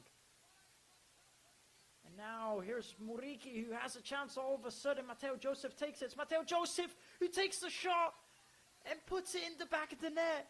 And Mateo Joseph has scored his second goal of the match. And what has happened here? Real Mallorca leading 3-1 at the Pizjuan Stadium. And can you believe it? Who would have expected this to happen? Mateo Joseph scoring his second goal of the season and his second goal in this match. And I mean, Samu Costa, let's just take a look at what happened there. Samu Costa, he clears the ball from the throw-in, not taking any chances. Agome, he tries to clear it with his header. It's not Agome, it's Marcao, and it falls just perfectly for Muriqi, who chases it down. But then Mateo Joseph takes it instead. What a touch that is there by Mateo Joseph. He's through on goal with his left foot, slots it into the bottom right corner. Lovely shot. And what a goal that is there for Real Mallorca. And you couldn't believe what's happened here today at this Pizjuan Stadium. And that could just about seal the deal for Real Mallorca. That could just about seal those 3 points. And this Sevilla side, completely in shock after this second half. What a match we've had here. And this Real Mallorca side is absolutely buzzing. They've had such a poor start to the season, and now what result they're having at the Pizjuan Stadium up against a tough side, a very tough side that's sitting 6th on the table, that just beat Barcelona 4-1 at this very stadium a week ago, and now they're leading 3-1 here at Real Mallorca. You couldn't believe what you're seeing. You couldn't believe what is happening. The referee stops the play as Manu Morlanes is on the ground, as he's ran quite the amount of kilometers by the looks of it. Real Mallorca going to be making 2 substitutions. Looks like Pablo Maffeo and Omar Mascarell both getting ready to come on. And now just 10 minutes left to go before the end of the second half, before the full-time whistle. And Real Mallorca lead with a 2-goal advantage. And I just can't quite believe what's happened in the second half. So now 2 substitutions for Real Mallorca. Pablo Torre coming on, Manu Morlanes coming off, Sergi Darder coming off, and Omar Mascarell coming on. So 2 substitutions made there for Real Mallorca, and Omar Mascarell making his return after being out quite some time injured. And Pablo Torre, as we know, usually a player that plays in that starting lineup. Quite believe the match that Real Mallorca have had in this second half. It's been so impressive, and I'm sure Mateo Joseph is absolutely buzzing with confidence, scoring 2 goals this match. Scoring his first 2 goals in the whole division and for Real Mallorca. And scoring them both here, I'm sure it's a special moment for him. He scored the goal to take the lead, and he scored the goal to get the 2-goal advantage. Now all Real Mallorca have to do is hold on to these last 10 minutes. And they have a free kick. Playing it up forward, looking for someone to head it on forward. Muriqi tries to head it on forward. It falls to Sevilla. Who decide to play it back as Real Mallorca putting on a lot of offensive pressure, not letting Sevilla breathe, despite being 2 goals up.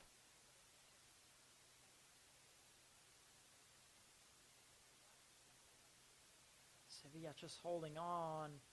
It ends up going out of play because the offensive press from Real Mallorca was lovely. And they get a corner kick from it. And this Real Mallorca side is now just looking so confident. And Sevilla, absolutely, I'm sure, feeling so confused, wondering where did it all go wrong.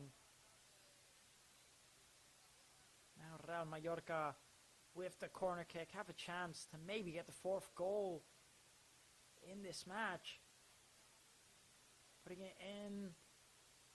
The rebound falls to Omar Mascarell, who plays it all the way back to Leo Roman, not taking any chances. Leo Roman, he plays it into Omar Mascarell, who's on this left-hand side. Omar Mascarell playing it into Mateo Joseph. Ball goes out of bounds. It's going to be a throw-in for Real Mallorca, and this is all they have to do. Just keep on holding possession of it until the timer goes down. And every minute that goes by, they're one step closer to getting those 3 points with a huge victory for Real Mallorca. Now here's Muriqi, plays it back into Omar Mascarell. Omar Mascarell playing through ball into Jan Virgili on this left-hand side. It's Jan Virgili, who's been so impressive this matchup. Jan Virgili ends up getting the foul as Algome commits the foul on him. And he does well there, Jan Virgili, to get the foul. It was actually Carmona who committed the foul on him. These two, elbow right in the face there, could have been dangerous. And these two have been going at it all match. And again, Jan Virgili, so impressive he's been this match for Real Mallorca. He's been so impressive. And I reckon they'll give the man of the match, of course, to Mateo Joseph for scoring the 2 goals. And I mean, he does deserve it, but you just have to recognize how good Jan Virgili has also been for Real Mallorca. So now Pablo Torre to take the free kick for Real Mallorca. Mojica tries putting in the cross, but Sevilla intercepted it. They read it well. The ball goes all the way back to Leo Roman. Now there's just 6 minutes left. Mojica, he heads it into Muriqi. Here's Mateo Joseph. He gives it back to Muriqi, who gets taken down. And Muriqi could have been free on goal there. And what a play that was there by Real Mallorca. Carmona, he picks up the yellow card. And what a play by Real Mallorca from Mateo Joseph and Vedan Muriqi. So now they have a free kick in a potentially dangerous area. Oh, wait a minute. Vedan Muriqi's still on the ground here. Hopefully it's nothing too serious.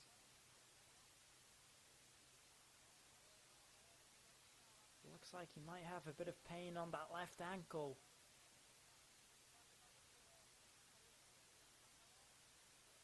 Here's the second goal there again from Mateo Joseph. Vedan Muriqi, he makes the run perfectly, looking like he's going to go for the ball, but then Mateo Joseph, he comes out of nowhere and says, let me take it.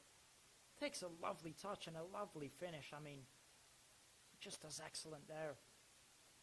And again, Muriqi does the perfect run for Mateo Joseph.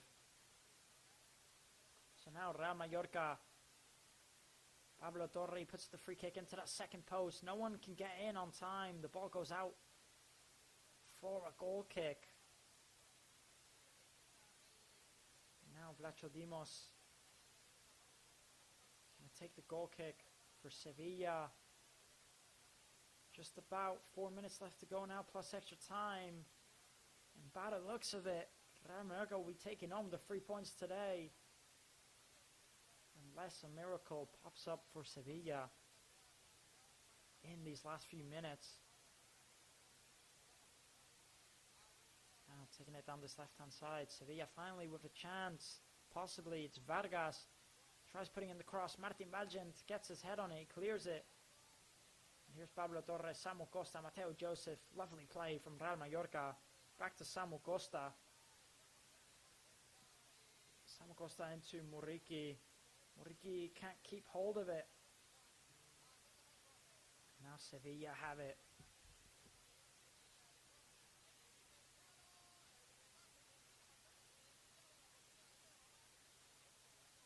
Here's Vargas down this left-hand side. He fakes putting it in.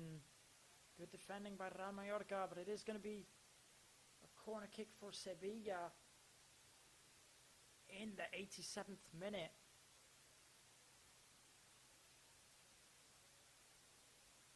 So now Sevilla taking the corner kick. It's Vargas who steps up to take it. Putting it in. They do get a head on it, but goes flying over that crossbar. It's going to be a goal kick for Real Mallorca. El Roman looks quite hurt here. Hitting the ground. He looks quite stressed. Maybe it just looks like Alexis Sanchez. Just looks like he steps on him there accidentally.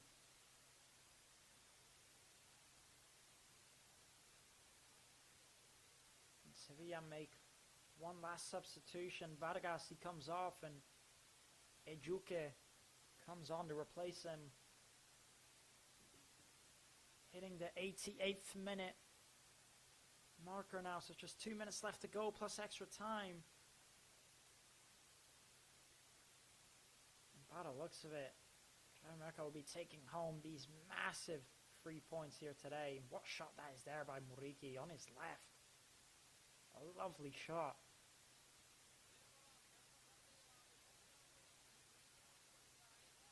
And these Sevilla fans now already leaving the stadium. So Leo Romani takes the goal kick. Muriqi tries heading on forward. It's Manu Morlanes. Omar Mascarey. Now, Real Mallorca doing well to get the ball back. Here's Leo Roman.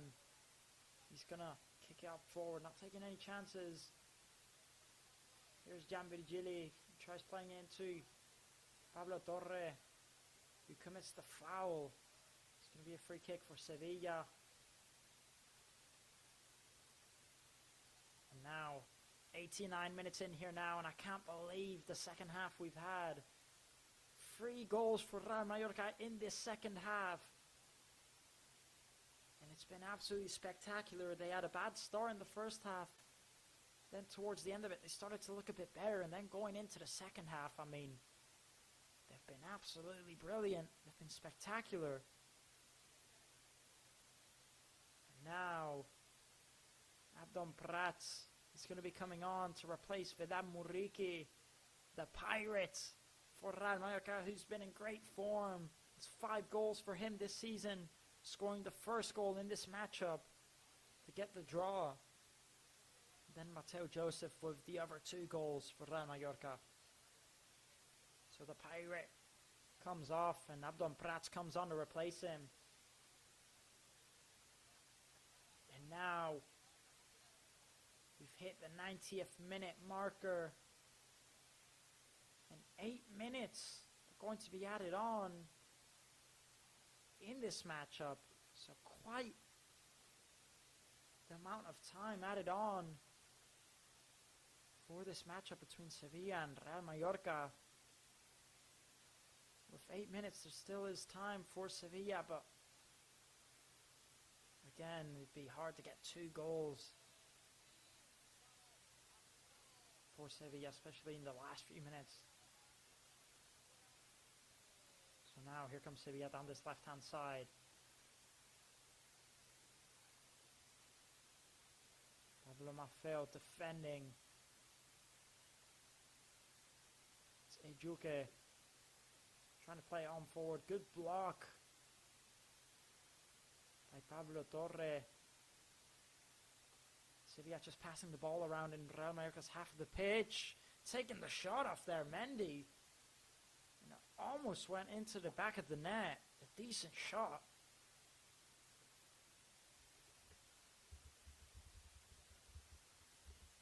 There's the shot by Mendy. It just goes wide. Very decent shot by Mendy. Looks like Leo Roman could have got a hand on it if it was going on target. But either way, a decent shot.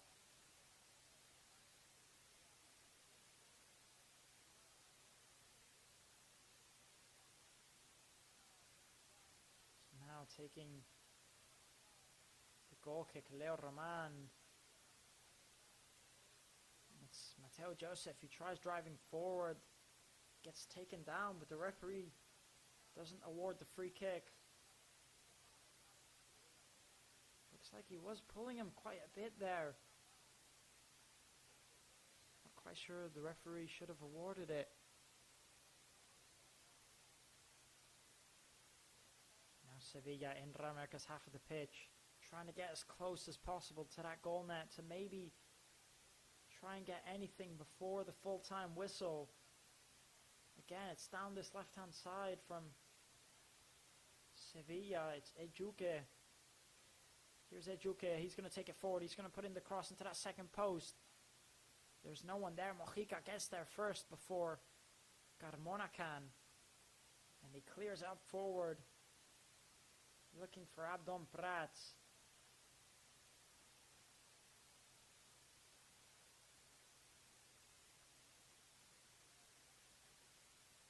Sevilla looking for a way through. They've constantly been going down this left-hand side, Sevilla, and again, and in the first half, they created quite a bit of danger down that left-hand side. But in the second half, Sevilla's just completely disappeared. Now, almost giving the ball away there, Sevilla. They do give it away. It's going to be a throw-in for Real Mallorca, and I'm sure they're going to take their time to take the throw-in.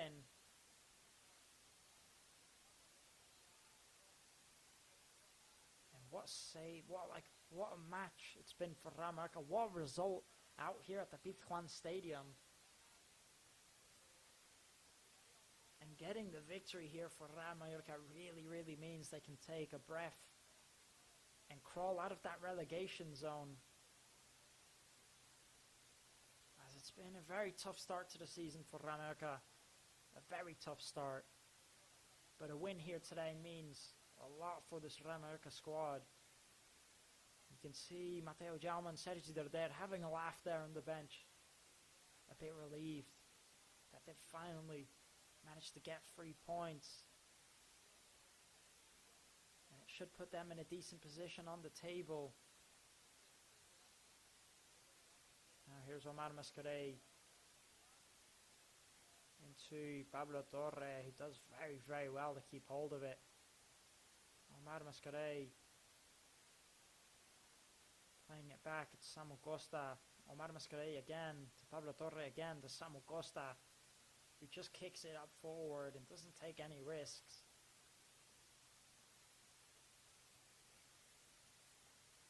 And now Sevilla to take the throw-in with 3 minutes left, as we've just hit the 95th minute marker.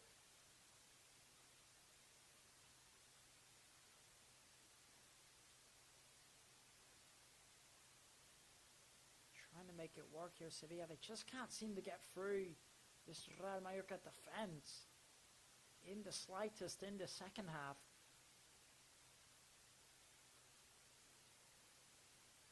Now here's Mojica. Muriqi heads on forward. It's a good header from Muriqi into Jan Virgili. He turns around, gives it into Pablo Torre. Samu Costa, back to Pablo Torre. Not rushing it forward here, Ramaka. They just want to hold on. Samu Costa gets taken down there. So it's going to be a free kick for Real Mallorca. With just 2 minutes left on the clock. There's the look again at the third goal. You see Muriqi makes the run. And then, as soon as he sees Mateo Joseph running onto it, he fakes it. And lets Mateo Joseph takes it, which I just think confuses the defenders. And it's a lovely goal.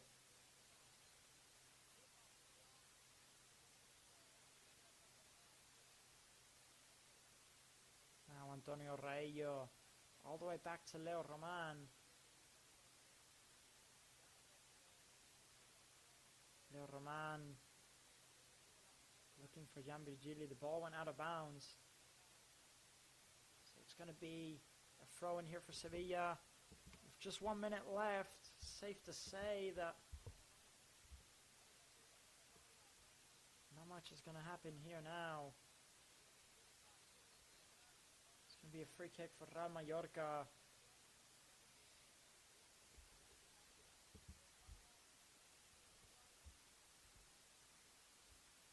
So again, looking at the table for Real Mallorca here now, that would leave them with these 3 points at 15th place. I believe with 8 points to their name, crawling all the way from 20th place to 15th place, and again, not far out of reach from loads of other teams, as everyone is a bit close in the table at the minute in general. There's not a massive difference in points. There's not massive gaps, really. Now Pablo Maffeo does well to keep hold of the ball here. Pablo Maffeo skipping past one, skipping past two. And he has Jan Virgili on that second post. He crosses it in, looking for Jan Virgili. Just too much height on the cross. But Jan Virgili keeps it in play either way.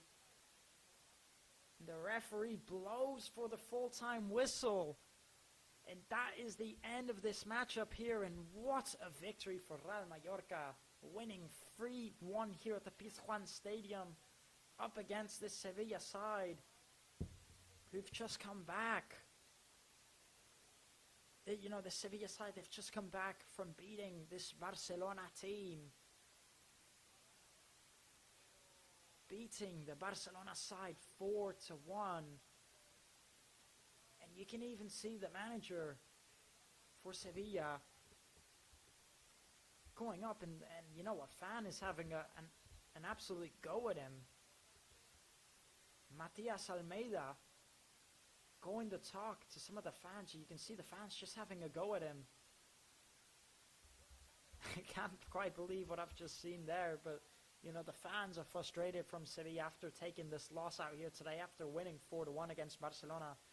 You know, this Sevilla side sitting at 6th place, beating Barcelona. You know, they're super, super strong, and Real Mallorca have come out here today at their ground, at the Pizjuan Stadium, and they've taken the 3 points off of them.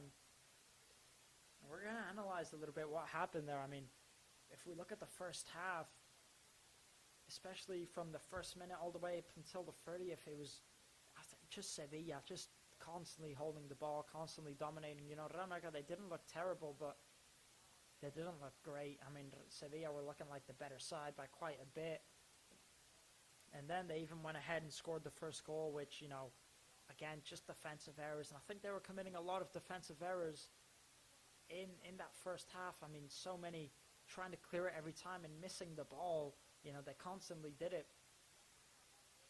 And they just, you know, it was poor defensively from Real Mallorca. Defensive errors, they kept on making them. They couldn't avoid making them in that first half. And that's how they gave away the goal, I think. You know, you see Carmona, he skips past Mateo Janwa with a bit too much ease. And then, you know, the cross, it goes in. Pablo Maffeo tries to clear it with his head. He tries to do a strange technique, and it falls right to Vargas. He gets a good touch and a good shot. But I think, you know, first half, it was strange for Ramaka. It was very poor. But then from, I'd say, the 30th minute onward, they started to get back into it. It started to look a bit better. I think Jan Virgili, especially in that first half, stood out the most. The way he was getting the ball, the speed on him, he was breaking on counterattacks, he was constantly dribbling past players. He was looking very strong, Jan Virgili. You know, I mean, how good was he with the international team, the under-20 Spanish squad, and how good is he now with Real Mallorca? He's a massive signing made from Real Mallorca, I think. He's got a very, very bright future ahead of him. He's a great player and a good signing, again, from Real Mallorca. And, yeah, you know, the end of that first half, it was poor, but it was good. Around the end, they started to look good. They had one or two chances. Then going into the second half, I mean, ever since the referee blew the whistle, ever since right the start of the second half, Real Mallorca were the better side by far, you know, constantly creating chances. Jan Virgili, again, he gave a lovely assist into Muriqi, and I do have to give massive props to Jan Virgili, because I think if it wasn't for him, Real Mallorca wouldn't got half of those goals that they scored out there today, because I think he was putting on a lot of offensive pressure, constantly bothering those defenders. He gave a lovely assist into Muriqi to get the first goal.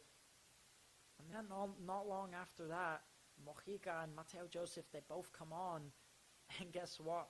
Mojica gives the assist to Mateo Joseph. So two very, very important substitutes. And that just tells you what the substitutes can do for Real Mallorca and how well Jacob Arrasate used those substitutes out there today. I mean, he knew what he was doing. His tactics, they worked. The players he started, we saw a different lineup out there for Real Mallorca today. Looking at the lineup, you would have thought, this is a strange lineup.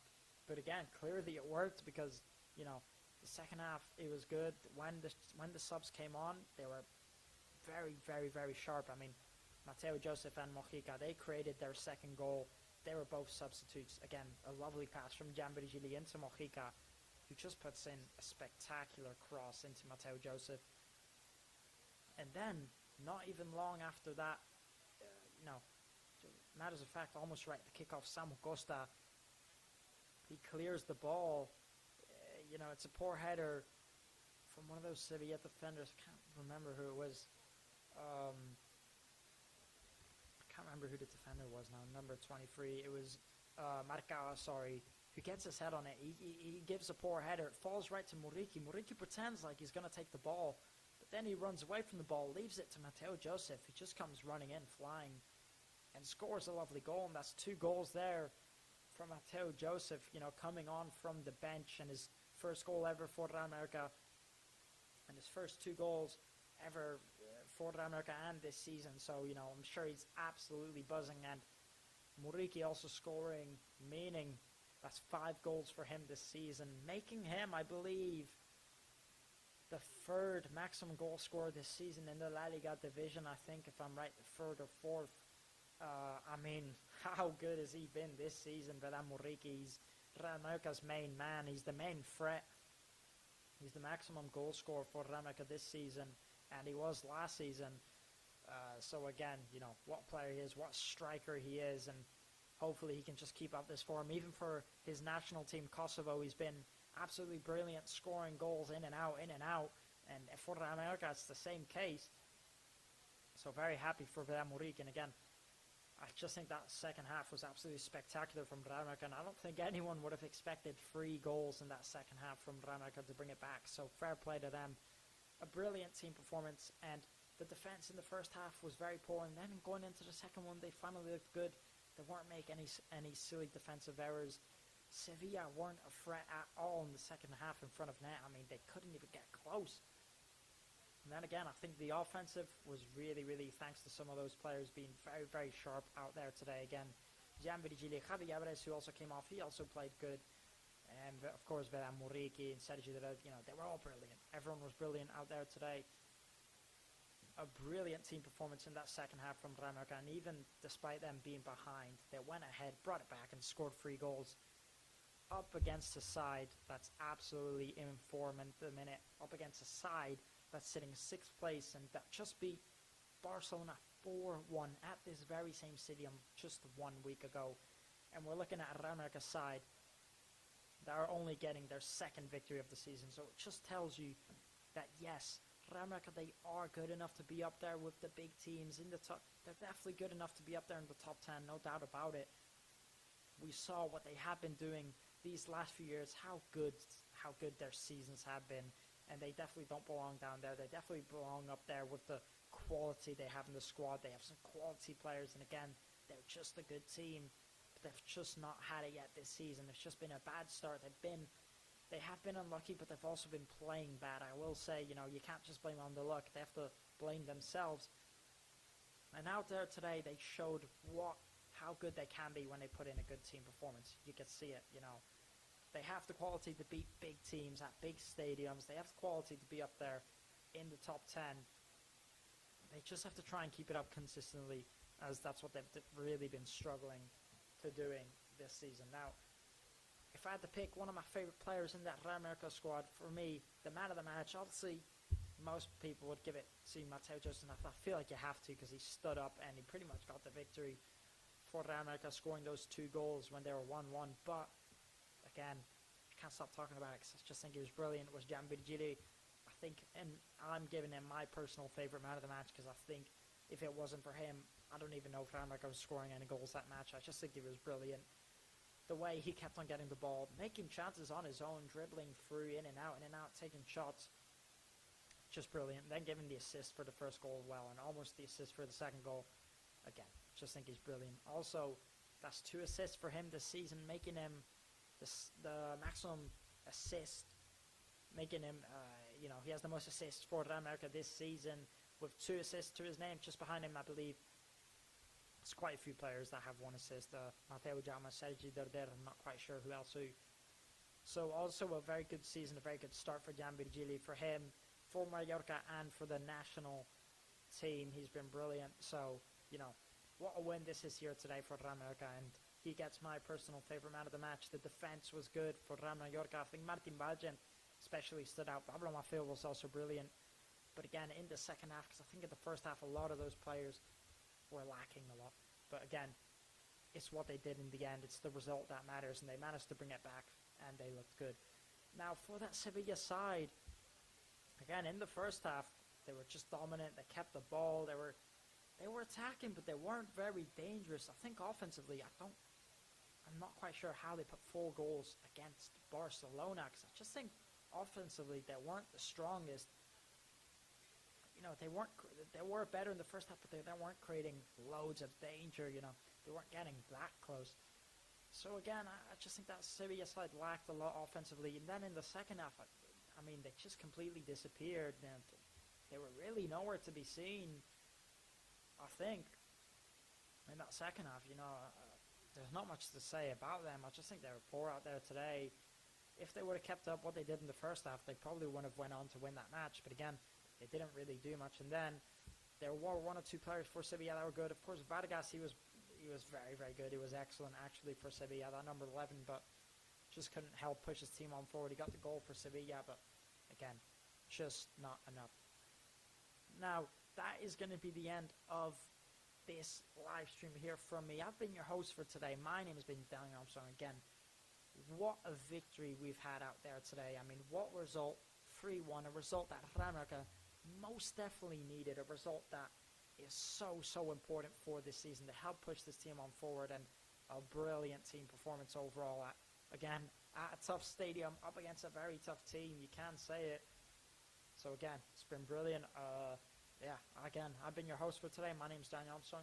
Take care, everybody. Thank you so much for tuning in. Make sure to join in next week when we play up against Levante here at the San Martin Stadium next week, next Sunday, again at a 2 p.m. kickoff. So we have another early one, another 2 p.m. kickoff.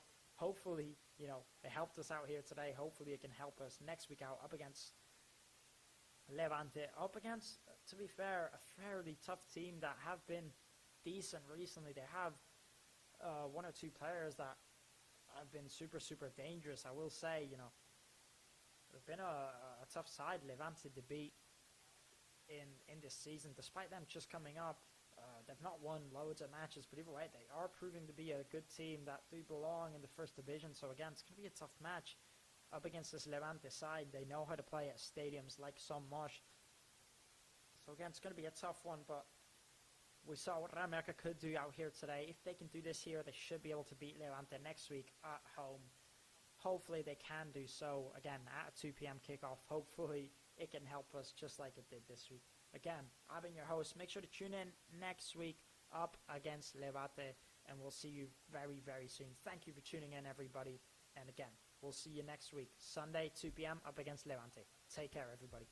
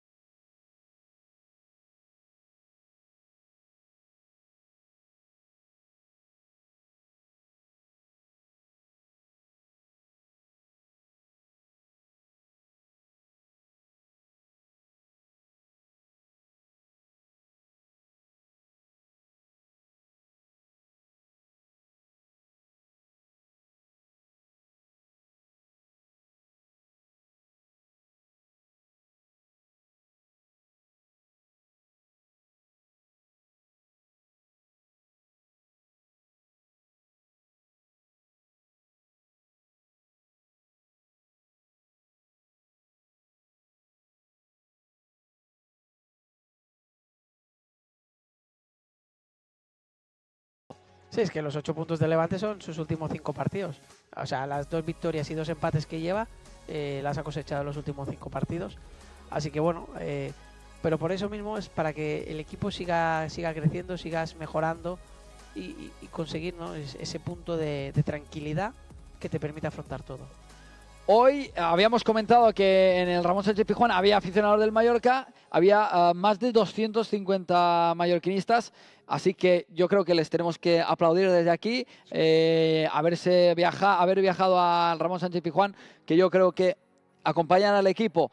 Yo creo que también el efecto de la afición, es verdad que es como el mensaje, ¿no?, que siempre se lanza, ¿no?, necesitamos de la afición, pero yo creo que es un factor clave en cualquier equipo, ¿no? Sí, y además el Mallorca, la suerte que tiene el equipo, la suerte que tiene el club, y yo lo digo y lo hablamos con mis amigos, que la suerte que tiene este club, la suerte que tiene este equipo, es que los aficionados nunca, sea la situación que sea, o estén en la situación que esté el equipo, nunca dejan caer el equipo. Nunca. Estés en la peor situación de todas, los aficionados siempre están ahí atrás apoyando y animando al equipo. Nunca, ni un silbido, ni un mal gesto, siempre apoyando al equipo en cualquier situación, y eso también es una manera de que el equipo tenga esa confianza de saber que los aficionados están de su lado. Yo creo que también es muy importante y de aplaudir, porque a lo mejor habría otras aficiones y otros equipos que a lo mejor en según qué situaciones no aplaudirían o no estarían tan al lado del equipo. Sí, evidentemente, todo lo que sea apoyar al equipo pues le permite, ¿no?, ese momento de confianza, de creer, y yo creo que es importante agradecérselo a los 250 de hoy, a los 20.000 que vayan a Somos y a todos los que se desplacen a cualquier campo, aunque sea uno solo. El hecho de ir a intentar animar a tu equipo, intentar apoyar, siempre hay que reconocerlo, y siempre es de gran ayuda, que aunque a veces no lo parezca tal, siempre aporta muchísimo. Bueno, ahora mismo redes sociales muy contentos con esta victoria del Mallorca, pero una de las frases es punto de inflexión, chute de autoestima. Mateu Joseph, uno de los hombres también, ¿no? Que todo el mundo está señalando el partidazo que ha hecho Mateu Joseph, entrando desde el banquillo, que creo que también es importante, ¿no? El hecho de que Yagoba se gira y tiene un banquillo como hoy ha podido tener, donde ha entrado Pablo Torre, Mateu Joseph, Omar Mascarell, Mojica. Yo creo que han entrado jugadores que puedes poner perfectamente en un 11 titular. Mojica, Pablo Torre, Omar Mascarell, Mateu Joseph, ¿no? Que te dan este aire fresco y que te ayudan en las segundas partes. Es muy importante que los cambios sumen, siempre. Y a veces parece, no, es que salen 5 minutos, 10, es que da igual. Salga el tiempo que salga, que el jugador aporte, que el jugador se deba al equipo. Para si un día tiene que estar preparado, pues ya tendrá otro momento. Siempre todo el mundo tiene su oportunidad y hay que estar preparado y hay que estar para sumar. Y en este caso, pues los cambios, no solo uno ha aportado una asistencia y el otro 2 goles, sino que además han estado Pablo con control de balón, Omar Mascarell evitando, ¿no? que el equipo sufriera a nivel defensivo. Incluso Adón, que en un par de disputas de estas que se las ha quedado, que ha dado continuidad. Yo creo que eso es muy importante y hay que darle siempre valor. Salir con esta hambre desde el banquillo. Muchas veces, yo lo entiendo, hay jugadores que salen, que se creen que porque salir del banquillo eres menos importante y lo más importante es salir de titular. Pero muchas veces tienen más importancia y más peso jugadores que salen del banquillo, porque son esos los encargados de revolucionar el partido. Yo creo que los jugadores hoy han salido con esa hambre, tanto Mateu Joseph como Mascarell, Pablo Torre, Mojica, que Mojica lo hemos visto muy bien en esas ayudas cuando Carmona intentaba hacerse con el balón. Abdón, los pocos minutos que ha jugado lo hemos visto con esta intensidad, ¿no? Yo creo que es importantísimo. Y seguimos repasando un poco lo que dice la afición, porque otra de las cosas que dicen es la victoria más inesperada, porque claro, yo creo que ha sido una victoria que te sube la autoestima, porque tal y como había arrancado, terminado la primera parte y arrancado la segunda parte, nunca hubieras podido pensar que se marcarían 3 goles en prácticamente ¿cuánto? ¿10, 15 minutos? En 10 minutos prácticamente, ¿no? Yo creo que es una victoria inesperada y que dará muchas alas al equipo. Y cuando hablo de alas, quiero también recalcar que lo hemos visto también en la previa, y quiero volverme a fijar con Jan Virgili, porque yo creo que es un jugador que hoy por primera vez ha sido titular, un jugador que viene del Mundial Sub-20, que ha jugado los 90 minutos, Jan Virgili, que llega, y la entrevista que le hace el club, una muy buena entrevista que hacen nuestros compañeros, es el hablar con Jan. Y una de las cosas que a mí me queda grabada de que dice Jan es que puede venir quien quiera, que le vamos a hacer frente, ¿no? Yo creo que es un poco la mentalidad que hay que tener, ¿no?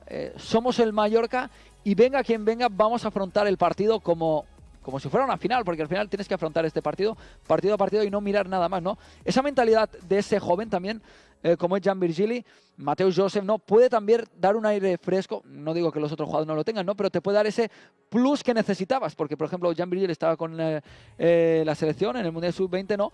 Y esa hambre que viene con ese jugador joven, ¿no? Te puede ayudar, ¿no? A lo mejor en estos últimos minutos... A contagiarte, A contagiarte. Estos últimos minutos que te cuesta a lo mejor ir a la presión o que te faltan las piernas, ves a ese jugador que lo está dando todo y muchas veces pasa, ¿no? Dices, coño, mi compañero está dando todo y yo no lo voy a dar, y vas y empujas, ¿no? Y ayudas a la presión, ¿no, Sandro? Correcto. Al final es transmitirlo. Y al final yo creo que, y te lo he comentado por ejemplo en el primer gol aquí, cuando has visto a la gente saltar, cómo se han ido a abrazar, cómo todo el mundo, que siempre celebra los goles, pero en la forma con lo que han celebrado, yo creo que eso es lo que destaca un poco, y yo creo que ahí es donde ves esa piña que a veces se discute cuando ves, no.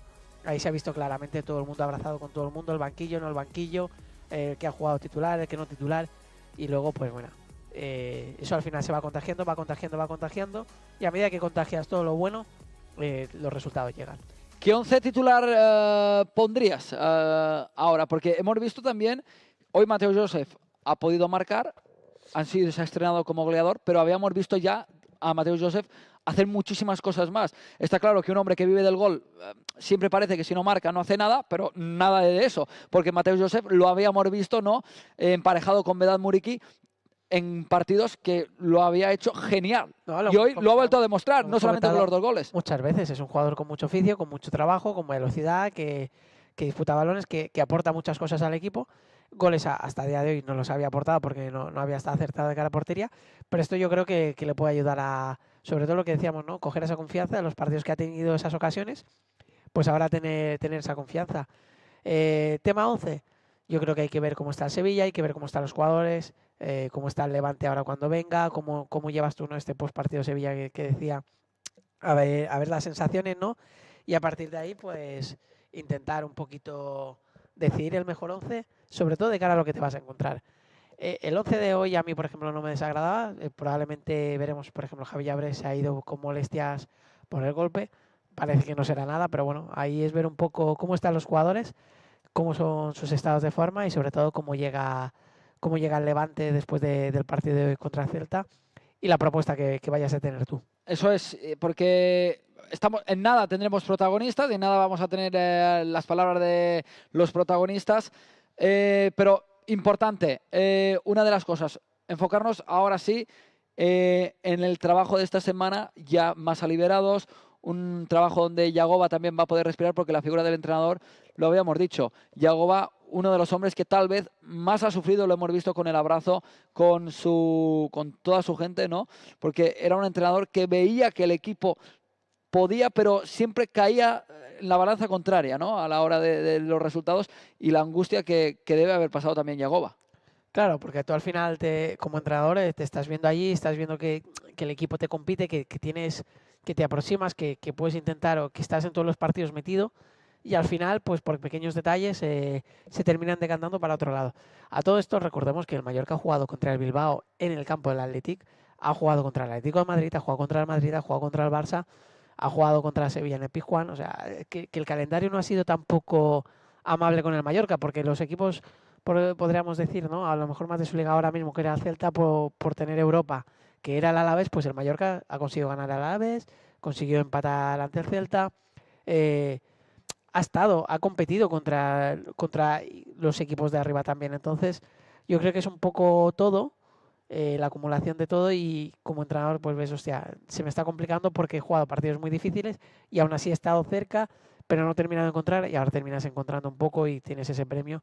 Y yo creo que bueno, Yagoba y todo el cuerpo técnico por el trabajo que hace y todo el club y todo aficionado pues se merecían esta victoria, que a ver si nos sirve como punto de inflexión y a partir de ahí empezamos a mirar para arriba y estamos todos más contentos. Tendremos protagonistas, ya os digo, en nada tendremos los protagonistas, podremos escuchar lo que comentan los jugadores del Real Club Deportivo Mallorca después de ese resultado de 1-3, resultado abultado, que lo hemos dicho, yo no me acuerdo cuándo fue la última vez que el Mallorca marcaba 3 goles, pero bueno, hoy es una de esas veces que vuelve a marcar tres tantos del conjunto de Yagoba Arrasate, con goles de Vedat Muriqui y de Mateo Joseph, jugador que prácticamente las redes sociales pues arden con él.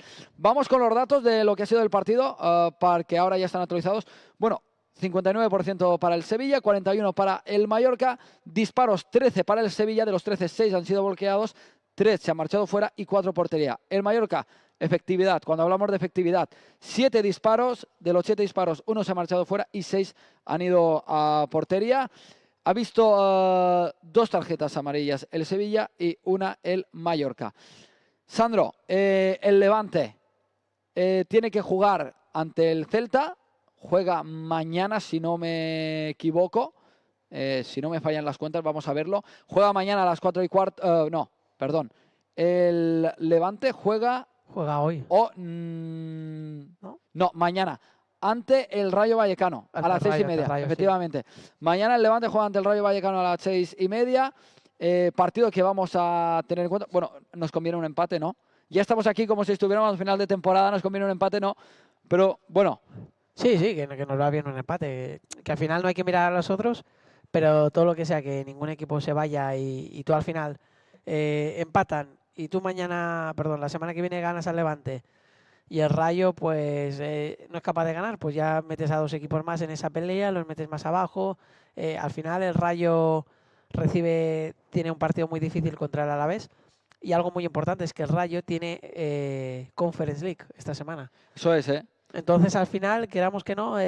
Las competiciones europeas pesan en las piernas. Claro. Yo digo, queda mucha liga por delante y todos estos equipos que a lo mejor están en competiciones europeas, luego las piernas terminan pesando y ahí es donde veremos cómo termina la temporada. Pero el conjunto del Levante, el conjunto de Julián Calero, que juega mañana, lo hemos dicho, ante el Rayo Vallecano y ahora mismo pues lleva una racha que tú mismo lo has dicho antes. En la clasificación ha sumado tal vez más puntos de los que no tendría que haber sumado. ¿Cómo lo has visto, Levante? Porque yo lo veo un equipo que no termina a lo mejor... Es que ha tenido un poco de todo, porque ha tenido momentos de buen juego, momentos de no tan buen juego. Contra el Barça, por ejemplo, le puso las cosas muy difíciles contra las cuerdas y prácticamente hasta el descuento no terminó remontando el Barça. Pero pues que al final tiene jugadores importantes y tiene jugadores que saben a lo que juegan y que están aportando, pero es verdad que a veces pues no tienes estabilidad. A pesar de ello, pues lo que decíamos, ¿no? Le costó empezar, le costó arrancar, ahora había arrancado y bueno, pues ha sumado esos puntos que... 8 puntos, pero yo insisto, yo que he visto algunos partidos de Levante, creo que lleva algunos más de los que tocaría llevar, porque como tú dices, es verdad que ha habido partidos que a lo mejor han jugado bien, pero los que tampoco no han terminado de jugar del todo bien y han rascado puntos. 8 puntos es lo que llevan, 2 victorias, 2 empates y 4 derrotas, 13 goles a favor y 14 goles en contra. Bueno, yo creo que ante el Levante, partido que jugamos aquí en casa, es uno de los partidos ante un rival de nuestra liga, ese partido donde hay que meter la estocada, y ahí ya volver a cosechar 2 victorias consecutivas, que esto también hace mucho. Hoy hemos roto ese mal ojo, por decirlo de alguna manera, ¿no? De no ganar en el Ramón Sánchez Pizjuán en Liga desde la temporada 2010-2011. Yo creo que ahora es el momento de romper, ¿no? Claro, has hecho eso, has conseguido tu primera victoria fuera de casa en esta temporada. Entonces es ahora, pues mira, si consigues sumar segunda victoria, una fuera, una en casa, te da garantías y te da confianza para el siguiente, pero sobre todo es eso, a nivel clasificatorio, a nivel de puntos y a nivel de todo lo que supone la idea, todo lo que supone el trabajo del equipo, pues te da esa confianza extra, ¿no? Vamos con la rueda de prensa, Yago Barrasate, mientras esperamos las palabras de los protagonistas que han pasado por los micrófonos del Player Live. Vamos con Yagoba. Han pasado pocas cosas, pero hemos ido por detrás. Creo que ese gol nos ha dado mucho aire y a partir de ahí me ha encantado el equipo, ¿no? Porque ha buscado el segundo, luego el tercero, ha terminado en campo rival, apretando arriba. Es que ese es el equipo que queremos y hoy, pues bueno, por suerte ha podido ser. Importante también la actitud de la gente que ha salido del banquillo y el acierto y bueno, eso es lo que queremos. Sabemos que es una victoria, pero puede ser la victoria, ¿no? ¿Qué tal, mister? Juan Miguel Sánchez, en directo Figu Radio. Eso le quiero preguntar precisamente. ¿Cree que esta segunda parte puede ser un punto de inflexión, ¿no? Porque se ha visto ese Mallorca que usted reclamaba semanas anteriores, ¿no? Que pedía una esencia diferente, sobre todo acabar los partidos pues yendo a ganar, ¿no? Que es lo que ha hecho el Mallorca hoy. Sí, hablábamos un poco de volver al kilómetro cero aquel, ¿no? De ir a por las cosas y creo que hoy cuando peor pintaban las cosas, pues bueno, hemos tenido el acierto del gol de Muri, pero a partir de ahí creo que hemos estado muy bien y esa tiene que ser la línea, ¿no? De defender hacia adelante, de buscar campo rival, luego ser verticales también, que hoy lo hemos sido, primero con Virgili y con Jabrés y luego con la entrada de Mateo Josef también y bueno, eso es lo que queremos y bueno, a ver si podemos darle continuidad a esto. Pablo. ¿Qué tal, mister? Pablo Chinarro para Marca y Radio Marca. ¿Qué se ha dicho en el descanso? Porque ya la primera acción casi ha sido una jugada clara de Virgili y se ha visto que el Mallorca ha salido con otra intención. Bueno, que estaban pasando pocas cosas, pero que no estábamos bien y que había que generar más y sobre todo que había que ir a por las cosas, ¿no? Porque estábamos perdiendo y era una situación para nosotros yendo último y perdiendo al descanso es una situación crítica, pero el equipo siempre cree, siempre tiene buena actitud para ir a por las cosas y creo que el segundo tiempo se ha visto y bueno, pues contento por los jugadores porque creo que se lo merecen y han hecho un gran partido hoy. De este lado, Pau. Sí, Pau Ferrau para Radio Baleares, Sorionac, mister. Gracias. Parecía que era un guión de partido similar por el encajar primero en el primer tiempo, lograr el empate a falta de unos 20 minutos, pero ¿qué ha pasado para que sea diferente a haber encajado 5 minutos después en San Mamés, hoy remontar? ¿El parón cuánto ha influido?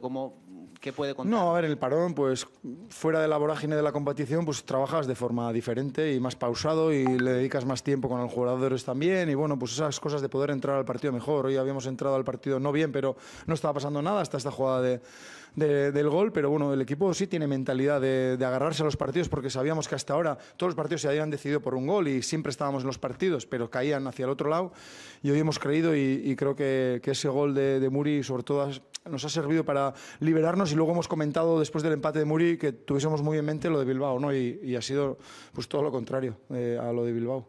Miki. Sí, mister, yo me quiero quedar con un par de imágenes. Usted sabe ya con los años que lleva que una derrota es desunión, las derrotas son desunión, en este caso reforzada por todo lo que ha pasado, las victorias son unión. La imagen de la celebración de los goles, ¿qué le dice a usted eso? También con la afición, con los 300 mallorquinistas que se han... Sí, pues es lo bonito del fútbol, y cuando ganas es que ganar ahorra todos los debates, pero es verdad que hoy se ha visto inmensa alegría. Yo creo que hemos sacado de dentro todo lo que teníamos, y titulares, suplentes, afición, creo que era algo necesario, todos hemos empujado para que eso sucediese, y estamos encantados, pero tenemos que seguir. Mister, ¿qué le dice al equipo en la pausa de hidratación? Porque era un momento clave, ¿no? Después de ese 1-2, sobre todo no echarse atrás, ¿no? Sí, sobre todo tener en mente un poco lo de San Mamés y seguir apretando arriba, porque el Sevilla, para lo bueno y para lo malo, creo que es un equipo muy valiente, y creo que si seguíamos apretando, ellos han desorganizado un poquito con los cambios, tenían más jugadores ofensivos, digamos, y podíamos seguir apretando y jugando en campo rival y teniendo algo más de balón, y creo que es una de las claves, que después del 1-2 hemos administrado muy bien eso, incluso hemos hecho el tercero y no nos hemos conformado con eso. ¿Qué tal, mister? No sé si la catalogas como un triunfo de autor. Me acuerdo que la previa contra Alavés decías que querías ser más fiel a Yagoba, un equipo que fuera más a por las cosas, y creo que hoy se ha demostrado, y ya en la segunda parte de San Mamés se hizo. No, de autor no, al final es una victoria de equipo, pero bueno, no te voy a engañar, lo que habéis visto en el segundo tiempo es lo que queremos. Yo creo que eso todos estaremos de acuerdo, y el camino ya está marcado y tenemos que seguir por ahí, sabiendo que cada partido tienes un matiz y cada rival es diferente también. Una ronda más, Pau. Miki. Sí, mister. Yo quería preguntarle, en base un poco, ha hablado ahora del partido del Deportivo Alavés, después del partido nos dijo que para usted era un alivio esa victoria. Hoy no sé si se puede saborear más porque tiene otro significado, y si también en cierto modo se ha cubierto un cuarto de temporada casi, siente que ahora empieza la Liga del Mallorca, por sensaciones, digo. Bueno, pues fue un alivio la victoria del Alavés. Hoy creo que es un paso adelante por cómo ha sido, y porque juntas también 2 victorias en 3 partidos, y bueno, pues sales de esa clasificación también que te ves último durante 2 semanas y no gusta, y ahora lo que tenemos que hacer es enganchar con el siguiente, porque si enganchamos con el siguiente ya sí que daríamos ya un paso de gigante. Miki. Sí que es cierto, mister, que esto es el Mallorca. Usted habló...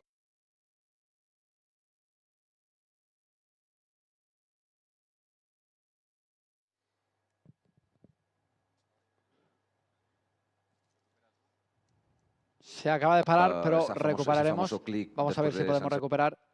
Sebastián, vamos allá. Después de la victoria con el Alavés, que usted quería ver más, luego el golpe de San Mamés, pero sí que es cierto que el Mallorca es el Mallorca, perderá más partidos obviamente, pero incluso hoy perdiendo se ve un poco el ánimo de este Mallorca, en que por ejemplo todas las faltas que ha hecho es en campo contrario, es decir, en todo momento ha ido a buscar al rival. Sí, que no seamos solo de reacción, seamos de acción también, ¿no? De ir a por las cosas, y yo creo que si jugamos así, pues algún día nos irá mal, pero creo que tenemos más que ganar que perder. Además tenemos jugadores, yo creo que para hacer eso, y que se encuentran cómodos, y bueno, creo que tenemos que seguir por esa línea. Juanmi. Mister, ¿cuánto se merece estos 2 goles Mateo Josep? Porque habíamos hablado mucho del trabajo que aportaba, pero también de su falta de puntería, ¿no?, en los primeros partidos. Sí, muchísimo, y nos alegramos por él. Es un gran chaval que está trabajando fantásticamente bien. En los entrenamientos está quedando al final a trabajar finalizaciones, a mejorar, y hoy pues ha salido, ha hecho 2 goles, 2 buenos goles. Seguro que le va a dar confianza, y muy contentos con él. Yo te quiero preguntar por otro nombre propio, por Jan Virgili. Bueno, participa activamente en el primer gol con una asistencia, y creo que ha estado bastante bien. No sé cómo has visto tú su vuelta y cómo os va a ayudar. Es un jugador que lo necesitamos, lo habéis visto, es que es desequilibrante puro. La idea era quitarlo, pero al final Muri no podía porque estaba muy cansado, pero es una amenaza constante para el... Interruptores. Interrumpen la oscuridad. El silencio. Bueno, vamos, hoy no damos una, menos mal que hemos ganado. Estaba hablando Iago Barrasate, ahora lo recuperamos enseguida que podamos, pero bueno, comentaba el hecho, yo me quedo con lo último que estaba diciendo, bueno, luego lo comentamos. Vamos a escuchar a Iago, que es más importante. Sí, mister, evidentemente los entrenadores siempre son exigentes y quieren más. No sé qué más quiere ver de su equipo ahora que al menos se ha roto esa racha de no ganar fuera de casa y ha visto cosas positivas. Bueno, me gustaría darle continuidad a esto, que el día del Levante se vea un poco esto, lo que se ha visto en el segundo tiempo, sabiendo que hay un rival que no te deja hacer eso y que no es fácil, pero creo que si vamos por este camino tendremos más alegrías que penas. Pau. Mister, ya para acabar, yo le veo aliviado, evidentemente. ¿Cómo lo va a celebrar hoy? Bueno, a ver, el día de las estaba liado, estoy contento también, porque hoy sí que por momentos es que este es el equipo que quiero ver, el del segundo tiempo. Entonces, bueno, hoy además jugando a las 2 llegaremos a buena hora, entonces, bueno, alguna cervecita caerá viendo el Atlético de Madrid-Osasuna. Miki. ¿Qué espera con esta victoria? Quiero decir, ¿cree que ha pasado lo peor ya? ¿Tiene esa sensación? No. Tenemos 8 puntos, que es poco todavía, menos de un punto por partido, pero creo que lo de hoy, por eso te decía, es solo una victoria, pero puede ser la victoria, ¿no? De una forma de conseguirlo también y de creer en esa idea y de potenciar esa idea. Entonces, por eso decía que si ahora enganchamos esto con lo que viene la semana que viene, ya sería un paso ya de gigante, ya nos pondríamos ya en una situación, entre comillas, más normal, ¿no? Viendo todo el inicio que hemos tenido. ¿Alguna pregunta más? Si no hay más preguntas, lo dejamos aquí. Gracias. Vale, gracias. Ahí están las palabras de Iago Arrasate. Creo que tenemos ya sí los protagonistas que han pasado por los micrófonos del Play Red Live. Vamos a ver cuál es el primero, compañeros, si me lo chiváis.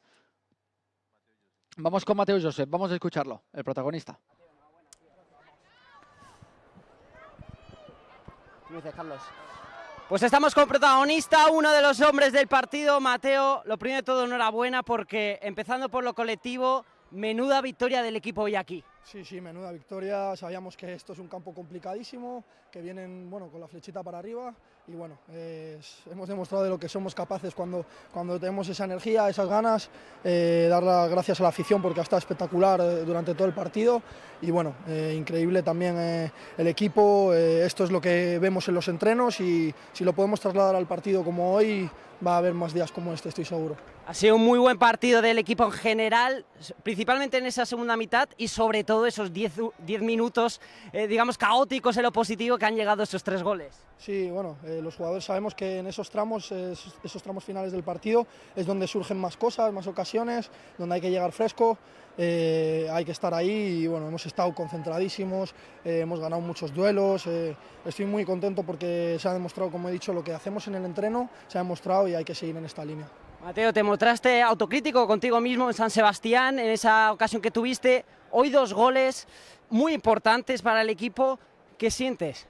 Bueno, de eso se trata, ¿no? De intentar mejorar cada acción, yo lo he tratado de hacer, puede ser que aún así la semana que viene sea al revés, o sea igual, seguir con la racha, es así, ¿no? La vida de futbolista muchas veces, subir y bajar, pero hay que mantener la cabeza fuerte, ahora estamos en un buen momento, hay que seguir y la semana que viene tenemos otro gran partido para demostrarlo.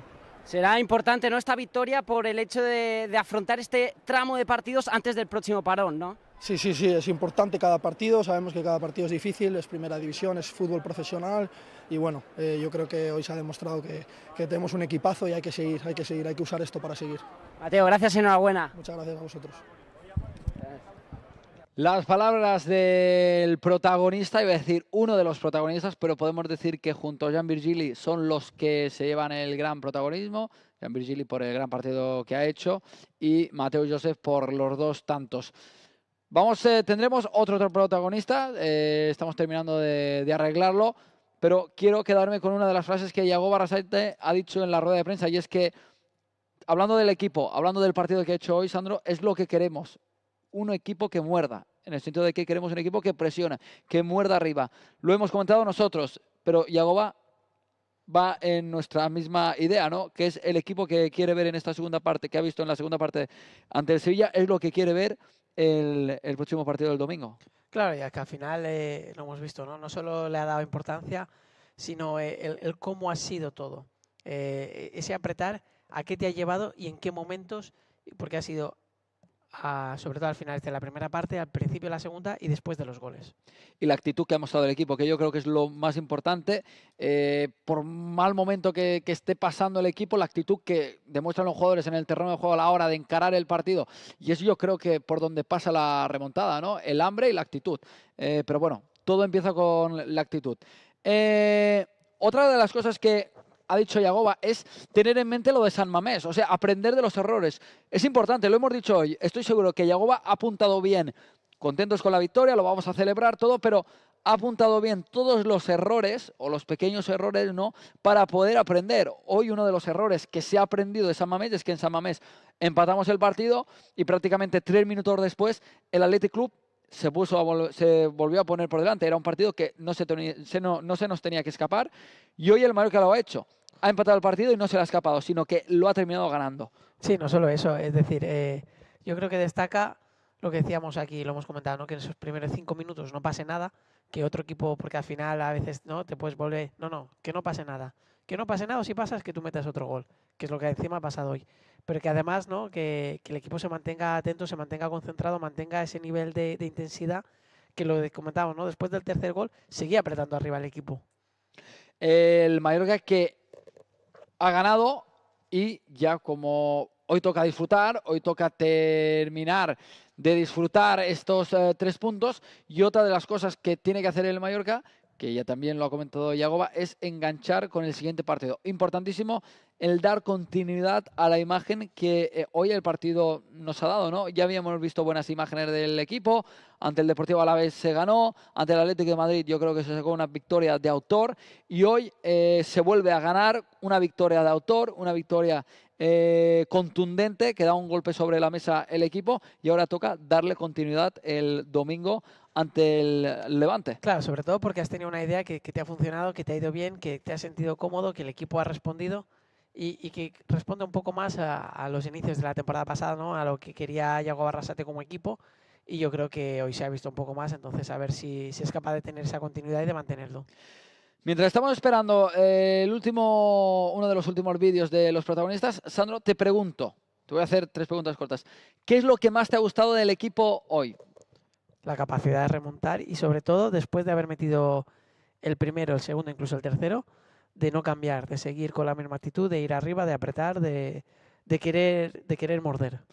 ¿Qué es lo que te deja alguna duda de que digas del equipo? ¿Qué te ha dejado alguna duda? Que por momentos hay momentos que cuesta generar esa sensación de tener control, de poder atacar, que no siempre es fácil. ¿Y algún aspecto a mejorar? Sobre todo que esa concentración se pueda mantener al máximo, porque lo estamos viendo que el mínimo error nos sigue penalizando, entonces voy a intentar evitar que nos penalice. Otra cosa que hoy hemos visto, que no hemos visto, que en los últimos partidos habíamos visto, ¿no?, que es que ante el Athletic Club el equipo nos presionó muy arriba. El Athletic Club, hoy el Sevilla no nos ha presionado tan arriba, nos ha dejado evolucionar un poco en el juego, nos ha dejado poder jugar un poco más, crear la jugada, ¿no? Pero también es uno de los aspectos, ¿no?, que el equipo tiene que aprender cuando un equipo muerde muy arriba o nos presiona muy arriba, ¿no?, aprender a salir desde detrás y aprender a parar el partido, que yo creo que era lo que Yagoba recalcaba, ¿no? Claro, al final es conseguir mantener, encontrar, pero decía Yagoba muy bien respecto al Levante. Yo quiero tener esta idea, pero también hay otro equipo que juega. Entonces, yo creo que las ideas a veces se van modificando porque también tienes un rival que juega, te condiciona algunas cosas. Y yo creo que, así como el otro día el Atlético apretó fuerte al Mallorca, hoy ha sido el Mallorca que, sobre todo en la segunda parte, ha sido capaz de apretar al Sevilla y ha encontrado sus soluciones. A lo mejor un día no será esa la solución. Hoy lo ha sido, a ver si es capaz de mantenerlo y a ver cómo puede afectar. Estamos a nada de tener los últimos protagonistas. Seguimos contando la victoria del Mallorca por 1-3, un partido que se había puesto complicado, un partido que parecía que el Sevilla se lo iba a meter en el bolsillo. Pues hoy el Mallorca ha sabido sobreponerse al rival, sobre todo en la segunda parte, y una de las preguntas que uno de los compañeros le ha hecho a Yagoba, que me ha gustado, es ¿qué les has dicho a los jugadores en esa pausa de hidratación? Porque yo creo que es el momento clave, ¿no? El Mallorca empata, está la pausa de hidratación. Claro, ¿qué le dices al equipo? Se acaba de poner 1-2. Se acaba de poner 1-2, efectivamente. Yo hubo una de las veces que hubo una pausa de hidratación, que fue la vez que iban 0-0 ante el Atlético de Madrid aquí en casa, esta temporada, ¿no?, que se sacó el empate, que justo le habían expulsado al jugador del Atlético de Madrid, era a Sorlot, ¿no? Terminaron de expulsar a Sorlot, y Yagoba les decía a los jugadores que Movistar puso la cámara y lo pudimos escuchar. Yagoba decía, vamos a intentar ganar el partido sin perderlo, en el sentido de que son un jugador menos, vamos a intentar ganarlo pero sin perderlo, en el sentido de que si podemos sacar 3 puntos, vamos a sacarlos. Pero que no la liamos. Efectivamente, ¿no? Y yo creo que fue una de las frases muy inteligentes de Yagoba. Vamos a intentar ganar el partido sin perderlo, ¿no? En el sentido de que se nos ha puesto todo de cara, pero no vamos a volvernos locos en el sentido de atacar o de hacer cualquier cosa, ¿no? Y hoy yo creo que también en ese momento de pausa de hidratación, que es un momento que vivimos ahora, porque es verdad que hoy en Sevilla hacía mucha calor y el equipo ha funcionado bien con esas altas temperaturas. Claro, es el momento de la pausa de hidratación, 1-2 en el marcador. Claro, Yagoba tiene que lanzar un discurso en poco tiempo que el equipo no se le vaya. ¿Te ha pasado en Bilbao? ¿Has encajado en algún momento así cuando habías conseguido lo más difícil? Aquí te acabas de poner por delante en 5 minutos, que era súper difícil. No se nos puede ir, no la podemos liar. Ya nos ha pasado, hemos aprendido, vamos a trabajar bien, vamos a estar metidos. Ya para terminar, porque para terminar de repasar todo lo que ha sido hoy, bueno, ya tenemos los protagonistas, por lo tanto vamos a dar prioridad a los protagonistas. Sí, hi ha un protagonista, Jan Virgili.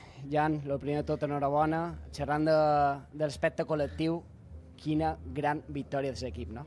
Sí, una victòria que sobretot necessitàvem molt, puntuar fora de casa i que més si podem fer-ho amb 3 punts i ens anirà bé per agafar confiança, però hem de seguir que encara no hem fet res. Una segona part, en general ha estat un molt bon partit de l'equip, però a la segona part no sé què vos ha dit en Yagoba perquè s'ha vist una imatge molt bona de l'equip. Bueno, la primera part sobretot ens hem anat amb un 1-0 en contra sense que ells ens haguessin fet mal del tot i ens ha transmit confiança i hem sortit a part totes i ho hem remuntat com havíem de fer.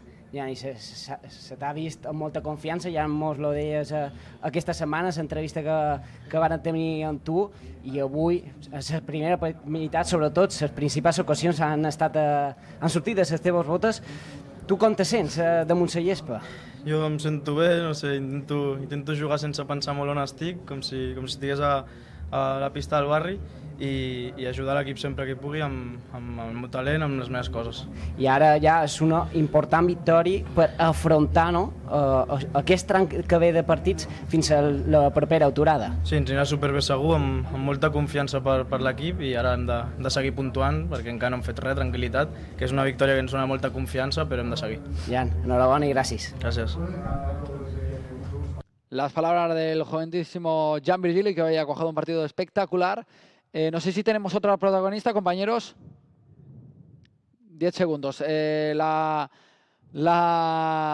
palabras de Jan Virgili, que, bueno, uno de los protagonistas que hoy ha sido el gran protagonista junto a Mateo Joseph, con una primera parte que ha sido uno de los que arrojaba luz en los momentos de oscuridad, para decirlo de alguna manera, y una segunda parte que justo arrancando él ha sido el que ha puesto la estirada hacia la portería con esa cabalgada. Dicho esto, tenemos ya lo último a Yagoba Arrasate. Vamos a escucharlo. Pues con otro protagonista, con el míster, con Yagoba Arrasate. Yagoba, lo primero de todo, enhorabuena por esta victoria, porque menuda, ¿no? Menudos 3 puntos del equipo, los primeros fuera de casa, en un feudo donde el Mallorca además llevaba 15 años sin ganar. Sí, creo que en el momento justo, ¿no? Necesitábamos esta victoria, además por cómo ha sido, en un campo complicado, empezando perdiendo, y creo que el equipo ha hecho un segundo tiempo de matrícula, ¿no? Hemos empatado, hemos ido a por el segundo, luego a por el tercero, hemos terminado jugando en campo rival, apretando arriba. Eso es lo que queremos y muy feliz por los jugadores porque se lo merecen. Y también imagino que feliz por los cambios, ¿no? Que han tenido una influencia bastante notoria. Mateo y Joseph con esos 2 goles y Mojica con esa asistencia. Sí, yo creo que es lo que buscamos siempre, ¿no? Al final, cuando está la gente disponible y desde el banquillo sales con muy buena actitud, como ha sido el caso de hoy, pues al final pasa eso, ¿no? Mojica ya sabemos que puede asistir, como ha asistido. Mateo Joseph ha hecho 2 goles, le estaba faltando acierto, pero eso le va a dar confianza. Pablo Torres nos ha dado muchísimo aire en medio campo, y luego los últimos cambios de Omar y Abdón también, que son jugadores inteligentes y requerían un poco lo que quería un poco el partido, y ahí yo creo que hemos acertado también. La manera de celebrarlo todos, titulares, suplentes, sí. Es un indicio, ¿no? Es una clara muestra de lo importante que era hoy sacar los 3 puntos. Sí, sí, porque creo que es solo una victoria, pero puede ser la victoria, ¿no? Por cómo ha sido, y bueno, ahí se ve un poco la unión, y hoy todos estamos contentos por todos, pero sobre todo por el Real Club Deportivo Mallorca, porque bueno, es una victoria importante, salimos del descenso y ahora a ver si con nuestra gente podemos enganchar otra victoria. ¿Qué te deja más satisfecho de lo que has visto sobre el terreno de juego? Sobre todo el cambio del segundo tiempo, y que me ha encantado el equipo cuando va arriba, cuando aprieta, cuando ataca los espacios. Ese es el equipo que queremos, a veces no es fácil, pero tenemos que insistir en esa idea. Gracias y enhorabuena. Vale, gracias.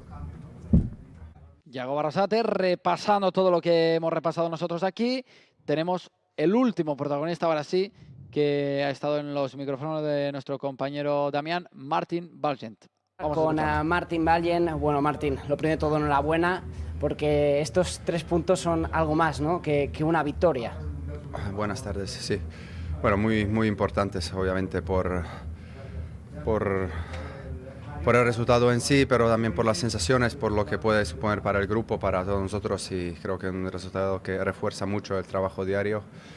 Prácticamente 2 semanas deseábamos que llegase este día y bueno, se ha visto el resultado, aunque se nos ha puesto muy complicado, y remontar en campo tan complicado como este creo que tiene mucho mérito. Y sobre todo a raíz de una gran segunda mitad, no sé qué ha cambiado. Es verdad que la primera parte no había sido mala del equipo, pero en la segunda mitad, bueno, se ha visto una gran imagen.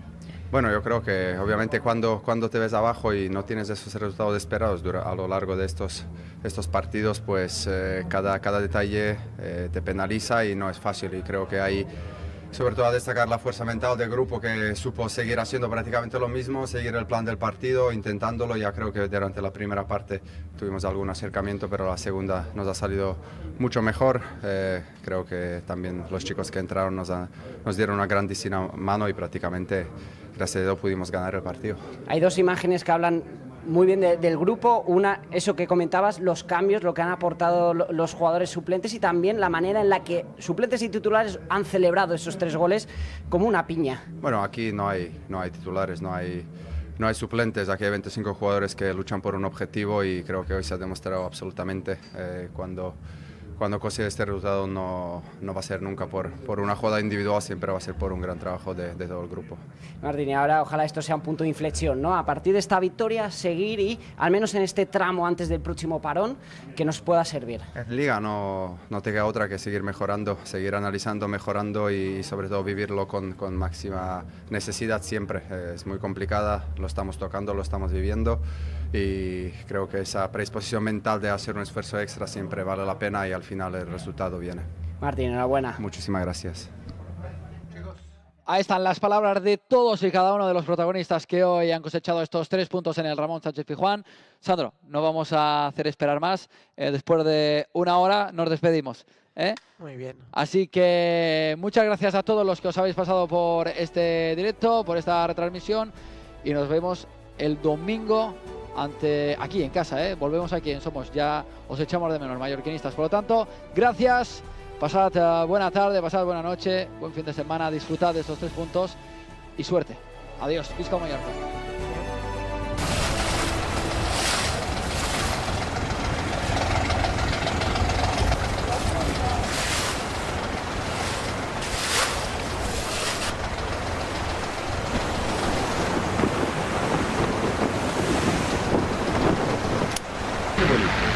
Hola.